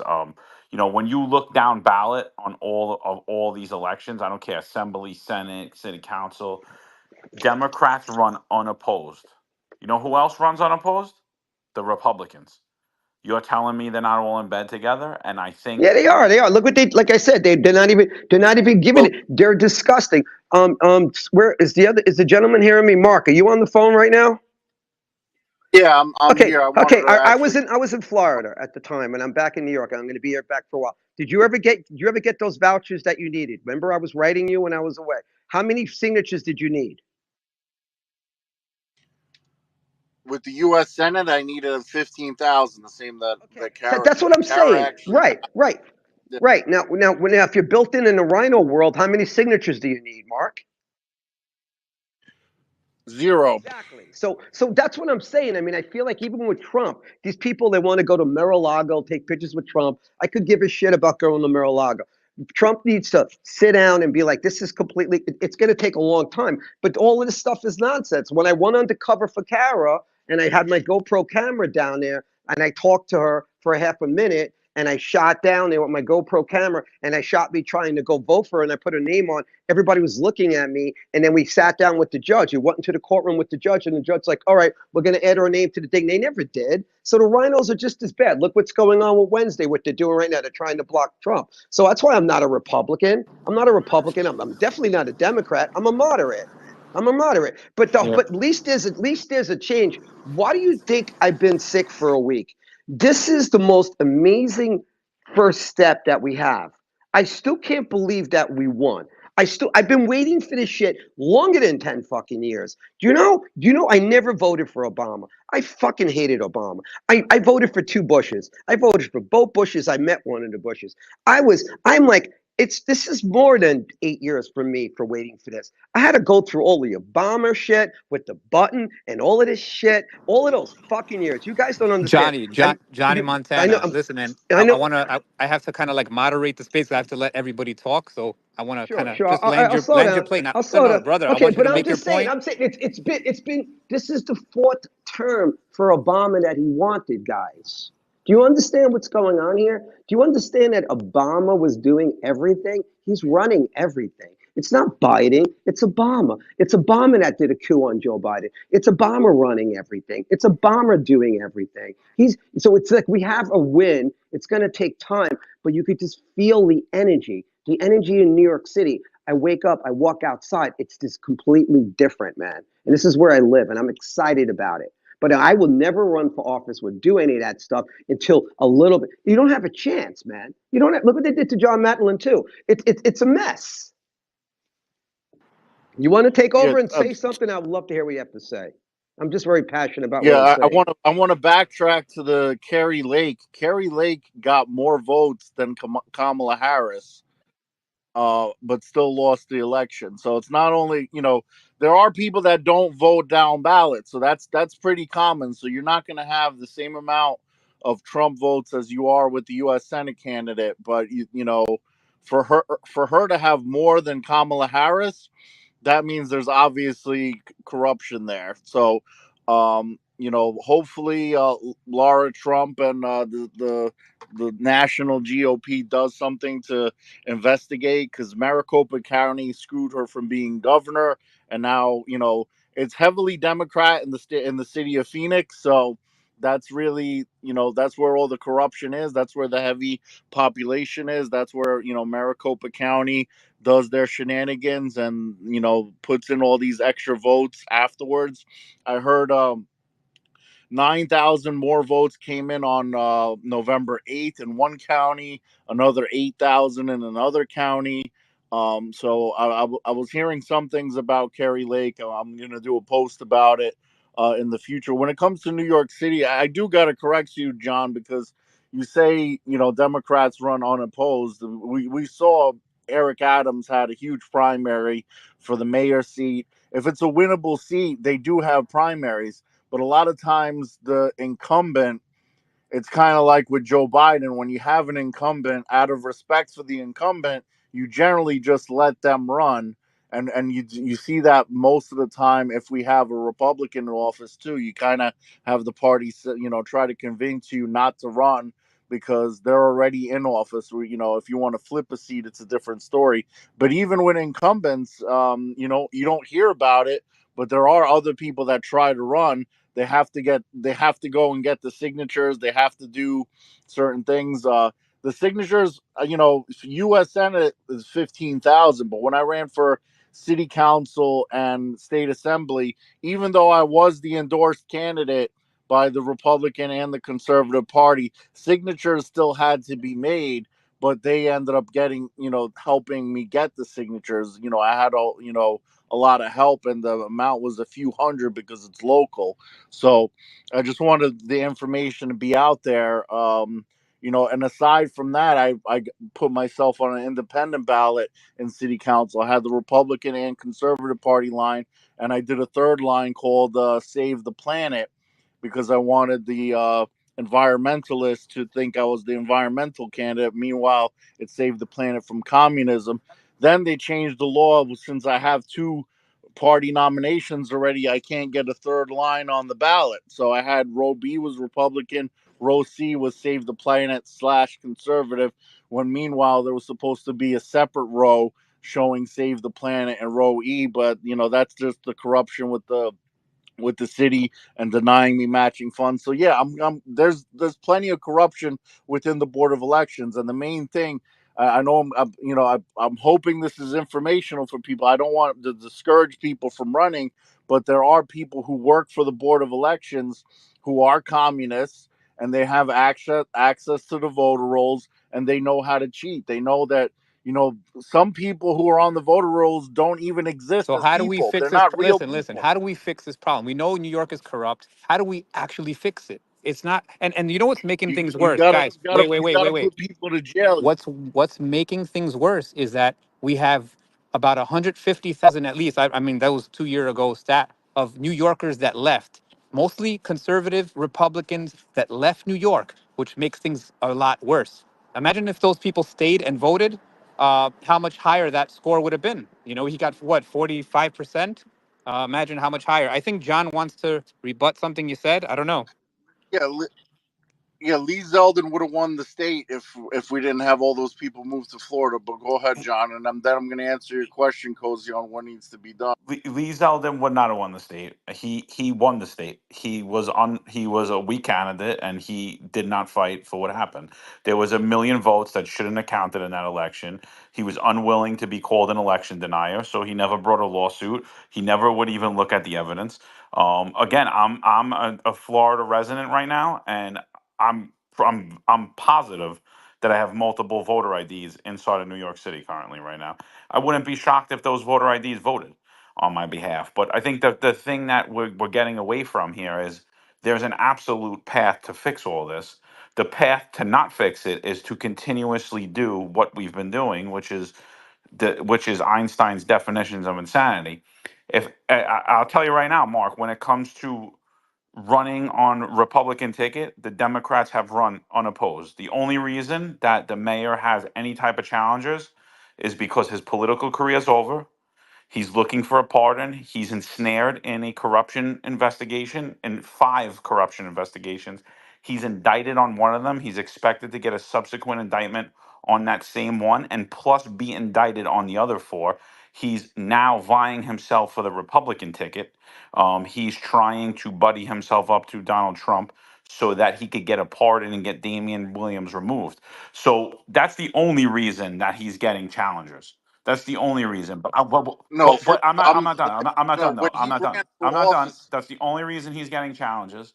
And what I said is that Democrats run unopposed because they do, because they haven't been a Republican to run for mayor. The only Republicans that they've put up to run for mayor are complete lackeys, are completely in bed with the Democratic Party, and they've been put there to lose. And that is the game plan. And the Republicans know what they're doing. Curtis Sliwa knows he has no shot at being the mayor, yet they're going to run him over and over and over again. And he knows he's not going to win. He doesn't care. Katsimatidis is going to be the mayor. The guy ran last time. What was it like? They're running candidates on purpose, and they're blocking out people to run. It's the GOP is the problem. They are in bed. It is a Boom. You uniparty. hit it. It is a uniparty in New York. It's a You uniparty. hit, yeah, you hit it right on the nail. And that's what I see, and that's what I suspected.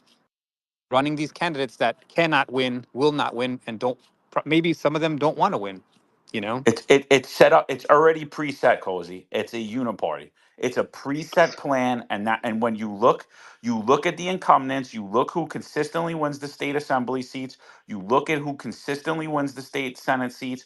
You look at consistently wins city council. It's set up. It's put in place, and then they run unopposed. There's backdoor deals being made. So It's a how do we uniparty. fucking fix this shit? How do Tear we How fix do you down, it? fix this? How tear do you fix down the this? This is going to take a GOP. couple. Tear It's down the going to take, GOP. honestly, the, what you guys are the same way we're fixing it right now, the way we're fixing it now with Mitch McConnell, the same way we're fixing it right now on Wednesday with Benny Johnson on Bannon today, talking about it. Everybody that votes against what's going on for the rhinos for Mitch McConnell, that's going to go on this week, they're going to be voted out. It's going to take a couple of years, but New York's going to be last. How do we fix it? New York is going to be last. If you look at some people that even in the Republican Party here, they don't want to fix it because they like it. It's comfortable for them. They don't want to fix it.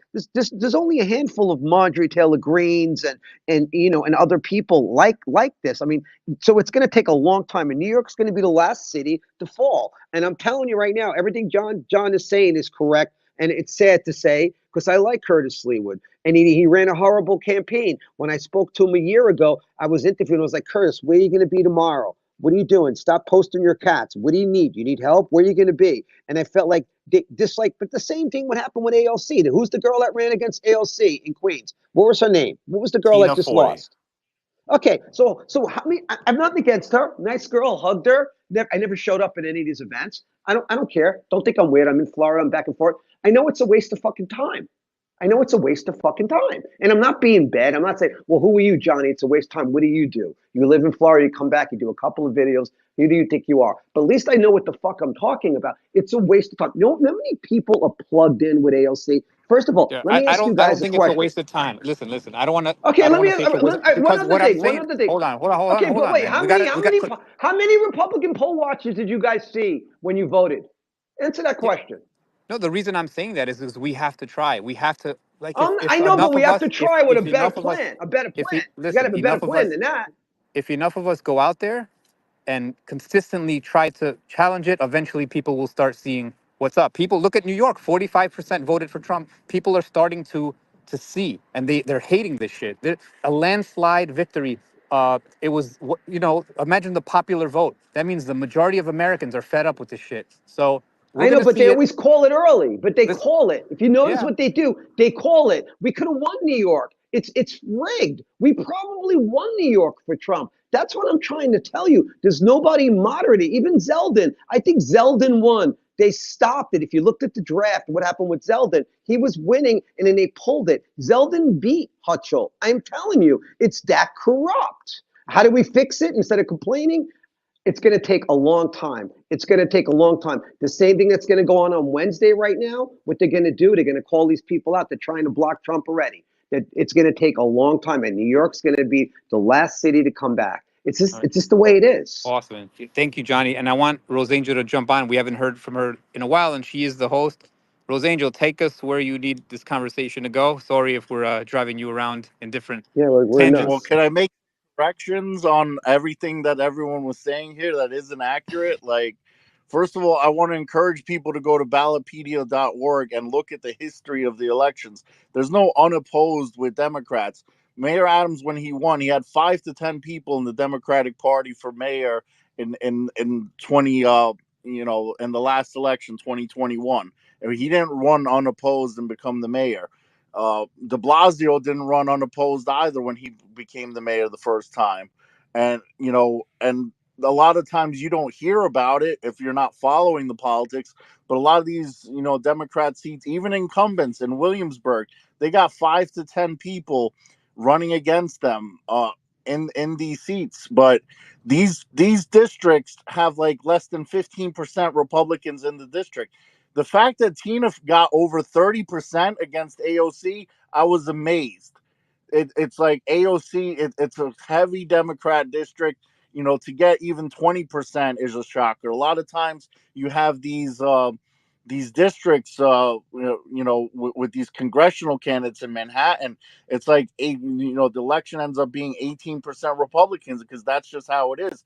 And you know what? I've followed Curtis Lewa in his campaign, and he worked his ass off, and he's the first Republican mayor to get the Chinese vote in New York City. The first Republican mayor candidate to get the Chinese vote in New York City. He was campaigning in Chinatown. He was campaigning in Brooklyn, Chinatown. And anytime I asked him to come to one of my events, he was there. But it's just New York City is as blue as a Smurf. You're not gonna. Jesus Christ could run as a Republican right now in New York City and lose because it's just everyone's voting Democrat down the line. That's the unfortunate reality. The state is a different story. I do believe that Lee Zeldin, most likely did win, and it was stolen. But how do we fix it is the question. And I've talked to people at Project Veritas and said this is what's going on in the Board of Elections. I have a friend that works at the Board of Elections, and he says this, that, and the third.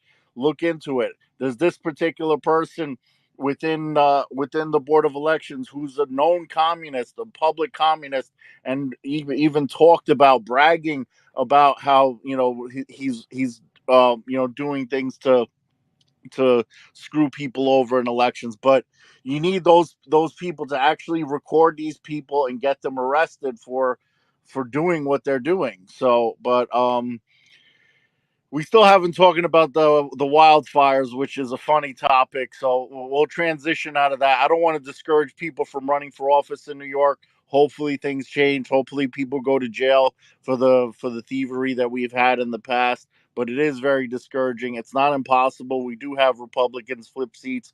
Most of them are impossible. Most of these districts are 20% or less Republican, and it's very hard to flip. So it might seem that it goes to a Democrat because of corruption, but the Republicans just don't live in those districts. So, but passing it back to Cafecito. Go ahead. Hey guys, I have been really enjoying this conversation, listening in, and this is our space. It's just hosted on X on Cafecito Break, but this is for us, the New York Freedom Fighters, because I feel like we've had an insight early on, and I really do believe, as some of you touched upon this earlier today, that I feel like, yeah, Donald Trump won, yeah, okay, the election, but I really feel like God's people won. There were so many things like wrong. Like, I know that some people didn't think that it was a big deal when Kamala was like, "Oh, you're in the wrong rally," but it's almost like that's such a big no. Like you're here supposedly gonna be vetting to be the big jefa of not just the United States but globally, and you can't even handle people and their religious freedom without you getting overly upset. And then as a woman, I just didn't like how emotional she was. And I don't think that helps. Um, women, there are a lot of amazing women that I've worked with and for who don't get emotional the way we were seeing Kamala just sort of break under the pressure she should already kind of know, like the media, like you've been around the media all of these years, like what's going on? So those are little things that I'm thinking about. The other thing that I also wanted to mention, a little article from the Guardian, just so that the way people are seeing this. So Democrats suffer a drubbing. 10 key takeaways from Trump's election win. I'm not going to read the whole article, just going to go quickly into the little subtopics.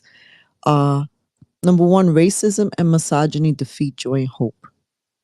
So they go into how Harris ran a platform of joy and new beginnings, right?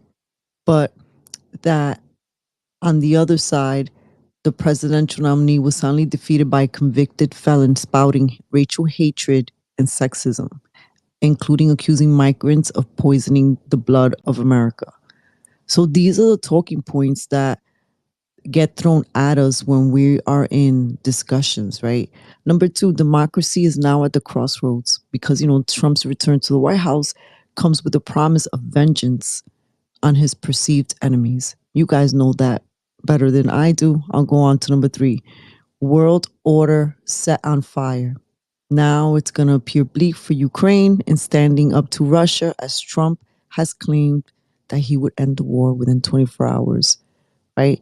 And then a similar fear extends to Gaza. Number four, climate deniers back at the controls. Trump, who has called the climate emergency a big hoax, has said that he will once again remove the U.S. from the Paris Climate Agreement and dismantle Biden's climate agenda, right? Number five, quackery to replace public health policy. So obviously, I'm excited that that RFK Jr. is joining the team, right? But a lot of people are scared of it. So there's decades of accepted public health practices, including water fluoridation and mandatory childhood vaccinations, could end if Trump delivers on his promise to give RFK Jr., a prominent vaccine denier and opponent of pesticides, a big role in his administration. And I don't know if you guys know, I just saw this earlier today that RFK Jr. supposedly said that he would be willing to fire at least 600 folks. I believe it's from the NIH, if I'm not mistaken. Please correct me if I misspoke, because I'm reading this article. Number six, mass deportation and immigration crackdowns. We spoke about that in depth today. Number seven, specter of the national abortion ban appears. So the abortion thing is back in play. Number 8, Supreme Court extremism sealed for a generation. Right, we're hearing how they're trying to see if they could get Sotomayor to step down. I heard you. Did you guys hear that rumor? So that maybe Harris could step in and fill that role. Number 9, billionaires bonanza. You've got Elon Musk, who's a billionaire of SpaceX, and we will table that discussion because I would like to get into the dark matter that doesn't make me feel too good. And number 10, Democrats down and out. They're in a dark place right now. So yeah, I just wanted to share those before we transition. If there's any other comments on these subjects, we could transition to wildfires. Yeah, I'll say it quickly. I just want to say there's a family member of mine who is part of the dental field, and she's part of a group, and they're texting back and forth, and they're all concerned. It was literally like a forum, almost like this group, and they're concerned that they're going to remove the fluoride, and they're saying this is dangerous, and Trump is dangerous, RFK is dangerous. Imagine that. Dental professionals, shame on you. Listening to me right now, shame on you for not understanding basic freaking chemistry. Go back, look at the studies. I've known these studies since the late 90s, and it took this long for them to finally admit that it's poison, that it's damaging children's brains, causing thyroid disease, causing bone cancer. Shame on you. You're not professionals. Get the fluoride out. And you all still have cavities. It, So what does that do? It's not helping your cavities because America has the most cavities. Cut it out. I'm so glad you brought that up, Cozy, because you know I was thinking when it came to these wildfires, everyone and most of the people in the freedom fighter movement are all like on the same page that this is crazy. Like this, dryness doesn't just ignite fires. Like it's not, and we also don't live in like Oregon or something like that, where we're not in the forest here. It's New York City. We don't just have these brush fires out of nowhere. And it's like all the unvaccinated, all the people who don't drink the fluoride in the tap water are all like mentally on the same page with They're this one. retarded. But They're you fucking. can't I'm see, sorry, you, Mark. you Before you can't go see. on, they're fucking retarded. Right now, I'm standing outside. I'm in New York City. Okay, I'm in Brooklyn right now, and it's. I feel the humidity. Cut the shit out. This is not Arizona. This is not some place in California where it's nice and dry. It's not dry here. Go ahead, Mark. Sorry to cut you off. No, I mean you took the words out of my mouth. I don't like to say that. I wish we could get the soundbite of Jim Brewer's comedy stand up. Like, what are you retarded? Like, I mean, I felt like saying that in the video that I did on Instagram. I'm like, are you people retarded? Like, I have people get sensitive with that. I have friends who I love who have special ed kids and stuff, and but retarded as a joke is one thing. That's a whole another topic, but. I mean, and for those of you who haven't seen Jim Brewer stand up from a few years ago, somebody's got to say it. That's the title of it. I guarantee it's up there in the top 5 of stand ups in history. So Jim Brewer, especially if you're a freedom fighter, Jim Brewer with somebody's got to say it. It's absolutely hilarious. But yeah, I did a video on Instagram, Mark for NY, and it's like you have to be kidding me at this point. Like Wait, Mark, can I say it something really doesn't. quick? We're New York City. It's like you don't flick a cigarette in Central Park and then all of a sudden, everything starts igniting in flames, and it just doesn't happen. It's never happened in history. How is this so hard for people to understand? They're just like, oh, you guys are losing credibility. It's dry out. That's the reason. Like, even if it's dry, what ignited it? And it's one thing if this happened in Prospect Park, that's insane in itself, but then you have 3 in New York City and several in New Jersey all at the same time. Like, what is the chances of that happening just by chance? It's like got to be as close to zero as possible. Like, you have to be kidding me. And they say why would the government do this? I don't know the exact answer, but I have heard one of the theories that something else was sprayed in the air, and this the smoke kind of masked the spraying of whatever else they put in the air. I don't know how true that is. I don't want to scare people, but I don't know what the real reason is, but I know I could tell damn you what the real sure reason is that because. Taran, go taran, for it. taran. They want to push the climate change agenda, and they've been trying to do this, So and now they called. found the opportunity. Trump won. Now they want to come in and blame it on climate change, and they want to push this narrative. They really want to get this through. That's all it's about. They're going to say it's because of climate change, and they're going to start I cracking agree. down. And I think New York City is always a test market for things. Liz, you're unmuted. Is there something you want to I add to wanted this? She's talking. Cozy's point. I wanted to say that I think that he's Oh, I can't hear her now. Jeez, I gotta leave and come back. That's funny. No, I think he's 100% spot on. I think that we have been the test market. We were the test market for COVID, and now we're going to be. That's why this is to the point of all the corruption in this state. They want this to be the way it is. They want us to be this corrupt. Those are the people that are inflicting all of this pain onto us. And I truly believe. Remember that quarantine camp thing that I forgot the name of it. That passed through. How they rushed that through.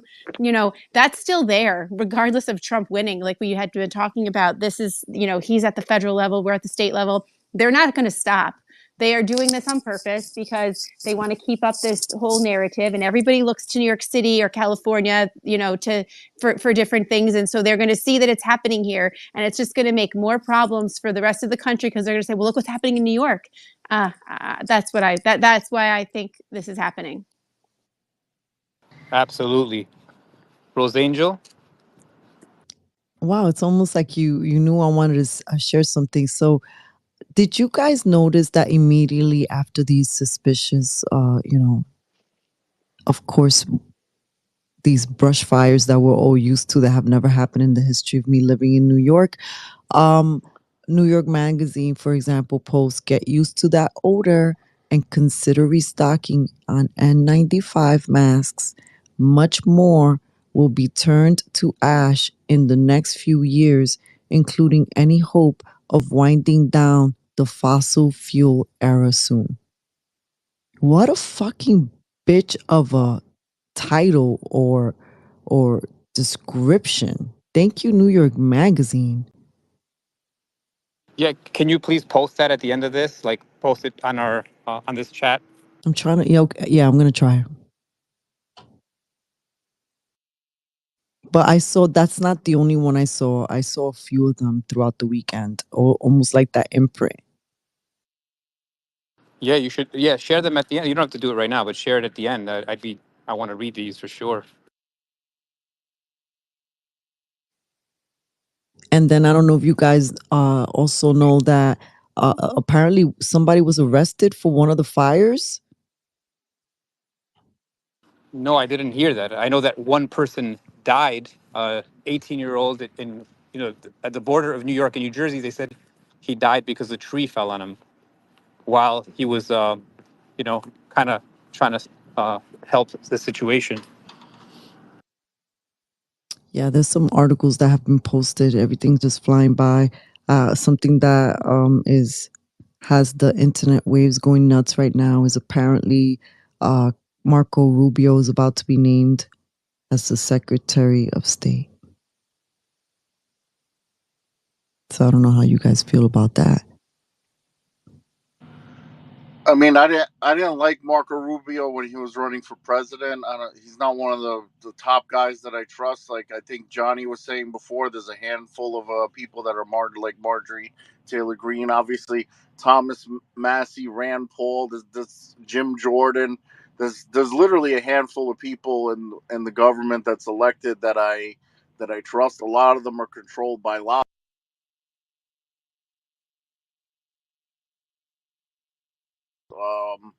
He's a Marco Rubio. They public, but I don't necessarily trust them.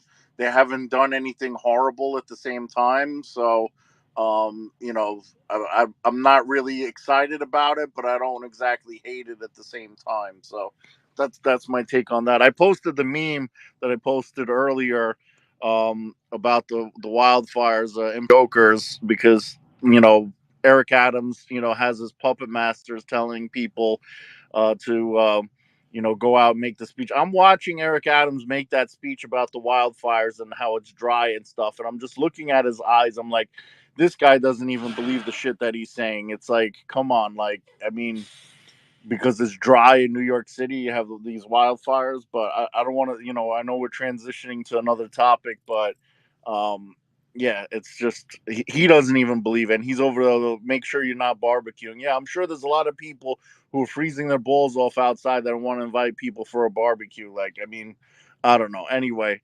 yeah, we're transitioning topics, so I'll just pass it on to whoever wants to take over.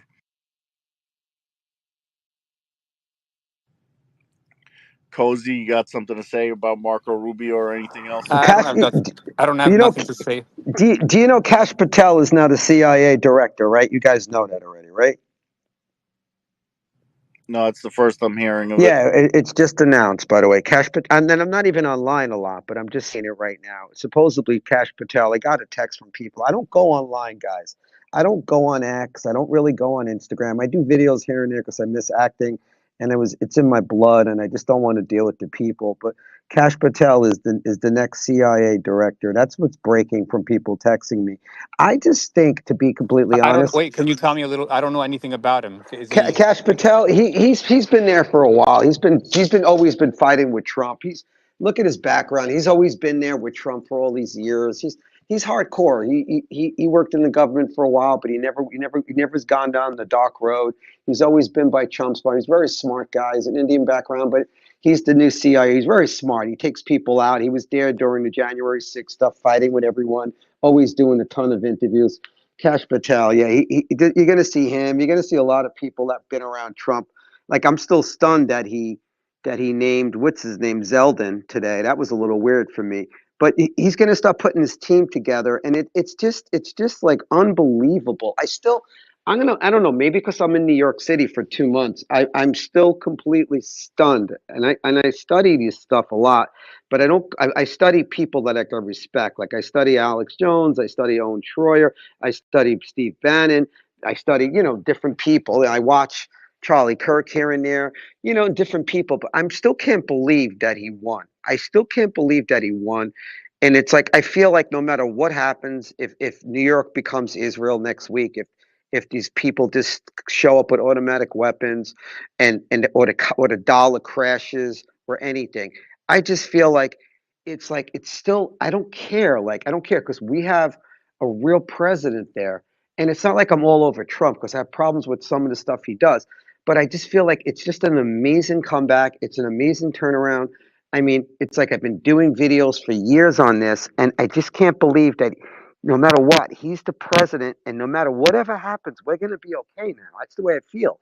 I feel like it's just a totally new vibe, and it's just unbelievable. I think I'm still stunned. I think that's why I got sick. It's It's unbelievable for you, my friend, but it's not unbelievable for the majority of New Yorkers who are acting completely out of their fucking yeah, mind. I know. But how is it for everybody else in this room? And what are you guys feeling? No, I'll feel a lot more comfortable after January 20th when he's actually in office Okay, because Yes. So tell us a little bit about that, they Mark. So it's not, just for those out there who don't know, it's not certified yet. That was just the media, right? Calling it. Uh, Oh no, I mean the election results are there. Like the media calling it, like I mean when they called New York, that means absolutely nothing. Like if New York actually had more votes, like and it's certified, the media calling it is just a projection. And the reason why they did it so quickly is because they know how heavily blue New York is. They did the same thing for Oklahoma for Trump. no, We no, just no. know I'm Oklahoma is talking about red. the certification, the actual certification process. Has this election been certified already? No, but I don't doubt that it won't be. I don't think that I don't think that the Democrats are going to try to do anything and to not certify it. It was a landslide victory. They're trying to save face, especially since we called for the stolen election in 2020, which was stolen, and they gave us shit for it for so many years. For them to turn around and they were always, oh, you have to accept the results of the election, et cetera, et cetera. And for them to actually go and try to say that it's stolen now and Russian collusion or any of the there's stuff that nothing they they could did do. in 2016. Yeah, John, what do you think about but this, John? Are you still on, but John? that's not I'm the still on. certification wasn't where I was going with that. It's the the Chuck Schumer trying to get him in jail, and he has an actual sentencing hearing at the end of November, and there could be another assassination attempt. So I'm not talking about the certification. That's not why I made the statement for January 20th. I'm talking about other things. I'm not worried about the certification.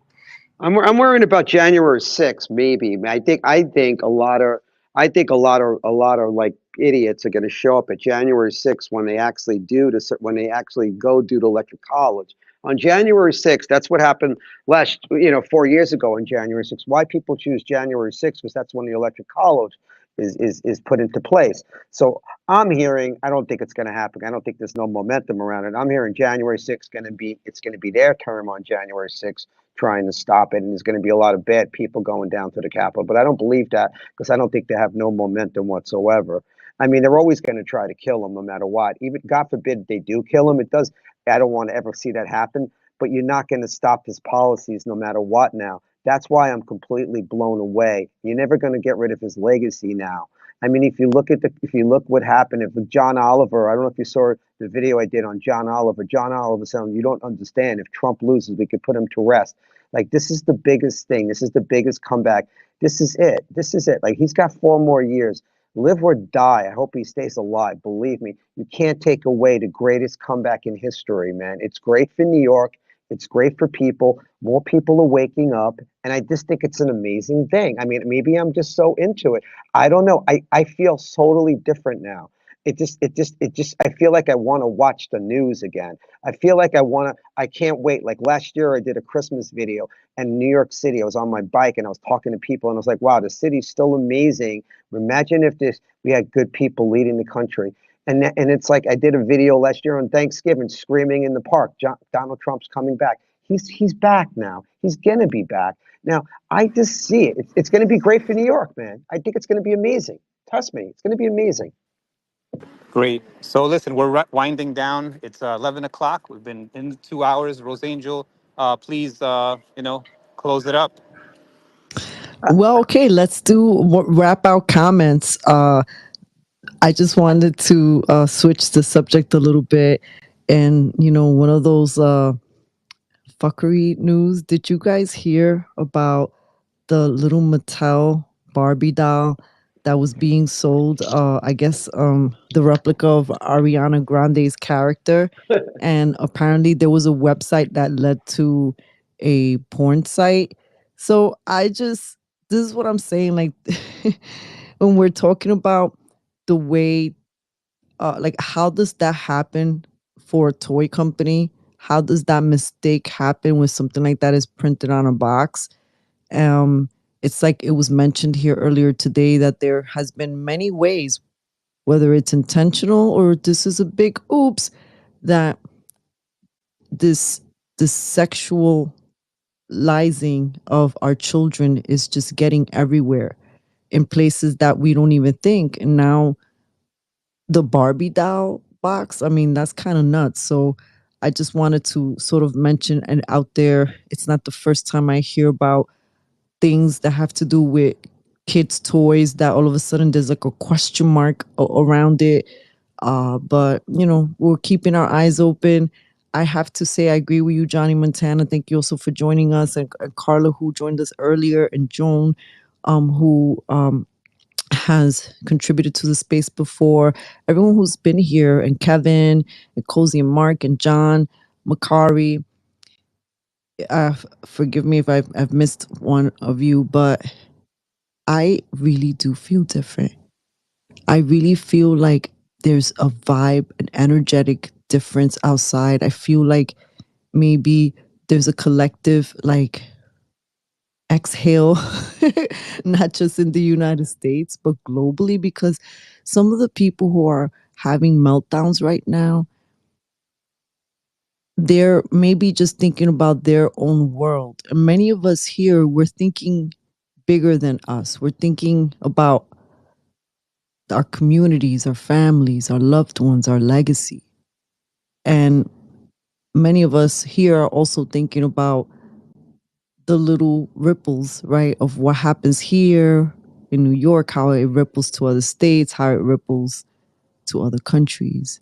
And I don't know if some of our friends or quote unquote friends or people that we know that are having a really hard time with Kamala Harris losing, I don't think they understand how much of the global world was like hoping that Donald Trump would win because of all of these policies that seem to not promote life, to be promoting more censorship, my way or the highway. Oh, you don't want to be down with this ship? Pa fuera. And I keep seeing the blame game. I keep seeing a lot of people, a lot of different voting categories being blamed, but I'm not really seeing people themselves saying, you know what, maybe this rhetoric or maybe doing this. Or I'm not really seeing that self-reflection. Hopefully it will come, but I will say that after everything that we have all experienced, I'm really grateful that we all are here together for the ups and downs that we've experienced. May we also experience the prosperity that is ours by birthright, for all the sacrifices that we've done, that we continue to do and will continue, because I think that most of us already have given ourselves to sort of like this sort of life, in a sense, right? There's a commitment that you once you see, you can't unsee. And so I'm really grateful for the time that you share with us. um who would like to go first? As a Kevin, if you're still with us, if you would like to offer a closing comment. First of all, I want to say I really appreciate this hour, these couple of hours that we spent together, just really trying to unpack everything that's been happening before us. I actually, I think this is the beginning of something new in the city for all of us. I think that what we all have to do in the midst of everything is ask God for His wisdom in how we go forward, and we all have to be and remain diligent in this fight. And so I appreciate everything that has been said, and I really just appreciate this space and this program. Thank you. Yeah, Thank you. and I want to say, basically the feeling that we're feeling, that lightness that I'm feeling too when I walk outside, the quiet, like lightness, it's because they just took out the trash. They literally took out the trash. So, it feels better, right? And there's a lot that's been happening. I wish I could share more, but I can't. But it's hard. It's hard having the beliefs that we have and living in a city that doesn't respect our wishes, doesn't respect who we are as individuals, and wants to bring us down this nasty path. But I really appreciate, like Rosangel said, everybody who's been in this fight, because we can all feel it. We can feel each other. We can feel what we've been through. We've been marginalized and punished. We've been affected financially. Relationships been destroyed. They, you know, they fucked us up, but we're still here. I'm going to keep a positive attitude as much as possible because I'm not willing to lose to these people, because we're not losing to evil. We're here to keep this world positive and beautiful. Let the children be children. Let men and women be men and women. Let nature be nature. And I'm against all the synthetic stuff that is coming our way. I want this world to be natural, and it's going to be that way because of people like you. And thank you. Joan, I noticed you hop back on. You have a quick final thought. We want to try to keep it as short as possible. Thanks again for the mic. I wish we had longer because I had a story about brush fires, human trafficking, and being out east. But anyway, my final thoughts, yes, the band is getting back together. I feel it in the air. You feel it. I'm in the cosmetic business. I speak to people all over. I had people from Germany texting me. He did it. The world is watching. Now we kept the House. We got the Senate. We need to get a non-rhino in to replace McConnell because the key is getting Trump's cabinet to get the Chris Millers in, hopefully Robert C. O'Brien in, getting Rick Grinnell's in, and getting the band back together. Thanks. Yep, definitely excited. Johnny Montana, final thoughts? Hey, first of all, thank yous all. I mean, I know you guys. When I said it's a waste of time running, I mean, I don't want to bring people down, but you have to, because it's better to do something than not to do anything. So maybe I'm a little bit off about that, but you got to really look at New York City. It's such a corrupt city. It really is. It's if you pick any city in the world, any place, we are in ground zero. We are in the most corrupt place. Remember what they did to Trump. Remember what they did to him. Where did they do it? Where did they do it? City, New York City. Everybody came. Remember those days in those courtroom, those cold days is in that courtroom. Remember all the stuff they did to him? E. Jean Carroll, they changed the law around E. Jean Carroll. I met E. Jean Carroll 20 years. I'll tell you guys a story about that 20 years ago when I met E. Jean Carroll. But anyway, I want to Listen, thank you listen. You, guys you for got, you got, talking. you got. Yeah, yeah. I was And gonna. thank you guys for The quick talking. final thoughts. Have a great night. Wrap Have a things up, great Johnny. night. Sorry. Just walk around the city. You'll see the difference. I'm not saying it's going to be great, but it's coming back slowly. That's all I'm saying. Thank you for having me. I'm Johnny, sorry you're I get awesome. Thank crazy. you. I get crazy because I I love know you get this. crazy. You get emotional. It's all Because I right. We love love you, this man. shit. I love this shit.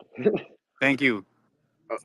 Understandable, but it's not a waste of time because you do Yeah, I wake know. I'm people up, and sorry it about takes that. You're right. little That's why by I said I little. was sorry about that. No. I mean, I hear you. It's hard. It's you might not win, but you get an extra 5%. You get an extra 10% every. You don't flip New York red overnight. In New York City, at least.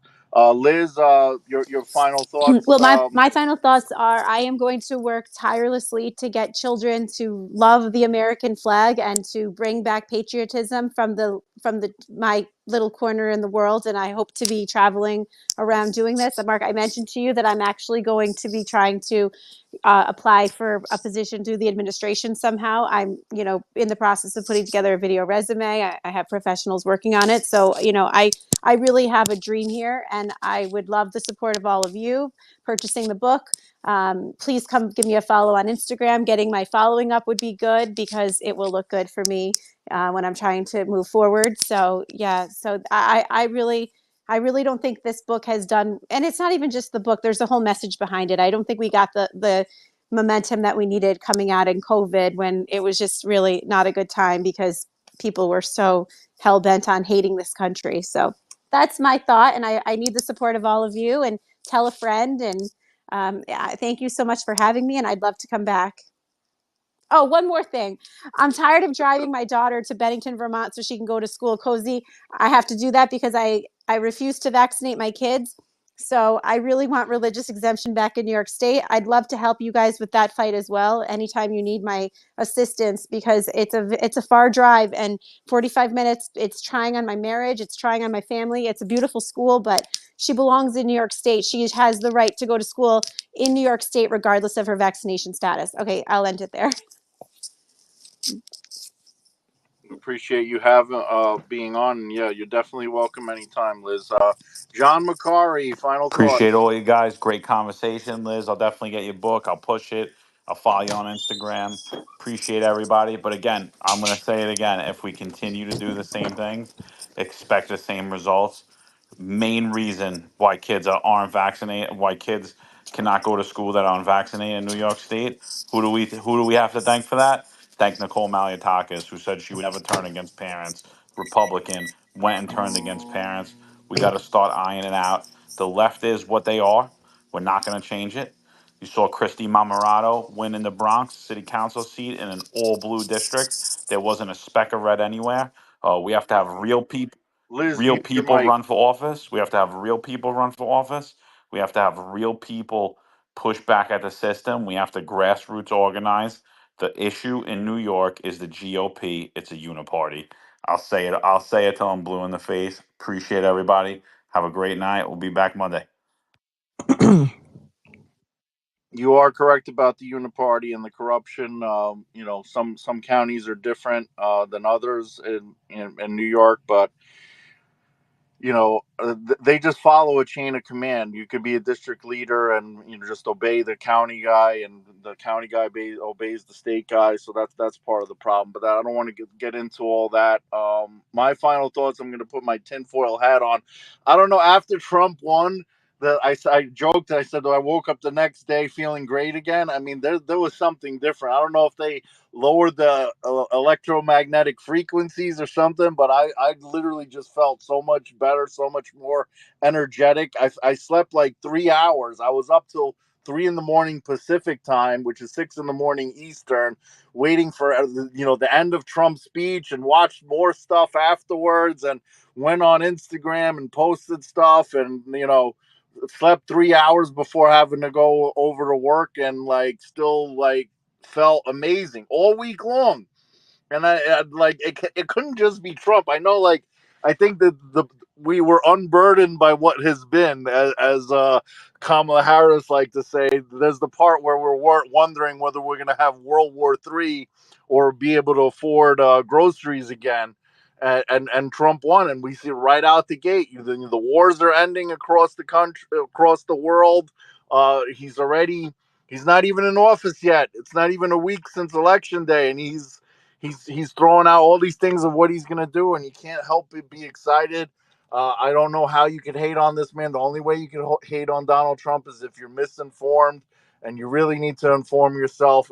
I'm looking forward to making America great again. I know I said I'd talk about the housing and the homeless crisis and how to implement affordable housing using bonds and etc. But I'll do a separate video on that on my Instagram. Follow me on Instagram, Mark Friend Y.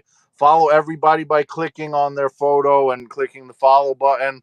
And every Monday, 9 p.m. We try to do it almost every Monday. So hopefully you guys will join us regularly, and make this a group therapy session of freedom fighters take off. Kevin, I know you appreciate the conversation. It's always good to hear. We enjoy having our group therapy session here. I know I say it as a joke, but it really is great to hear from all you guys and like-minded people that aren't brainwashed by whatever they brainwash people with, the information, the fluoride, the vaccines, all that stuff. So thank you all for joining us. I'm going to pass it over to Cafecito to close this out. Guys, I love you guys so much, and I honor you, and it is very soul fulfilling every single time we share the space. I always feel so good afterwards, and I know that that's because God is here with us too. So thank you. And please, if you're on Instagram, we post every day. CafecitoBreak 10.0 is our handle, or our backup is New York Stands Together. And everywhere else, Cafecito Break, we loosely post on other channels, but our main focus, our Instagram, where we get more interaction, and here on Twitter. And I guess third place would be YouTube. Thank you. Good night. Have a powerful week, and we will see you on social media. Bye now.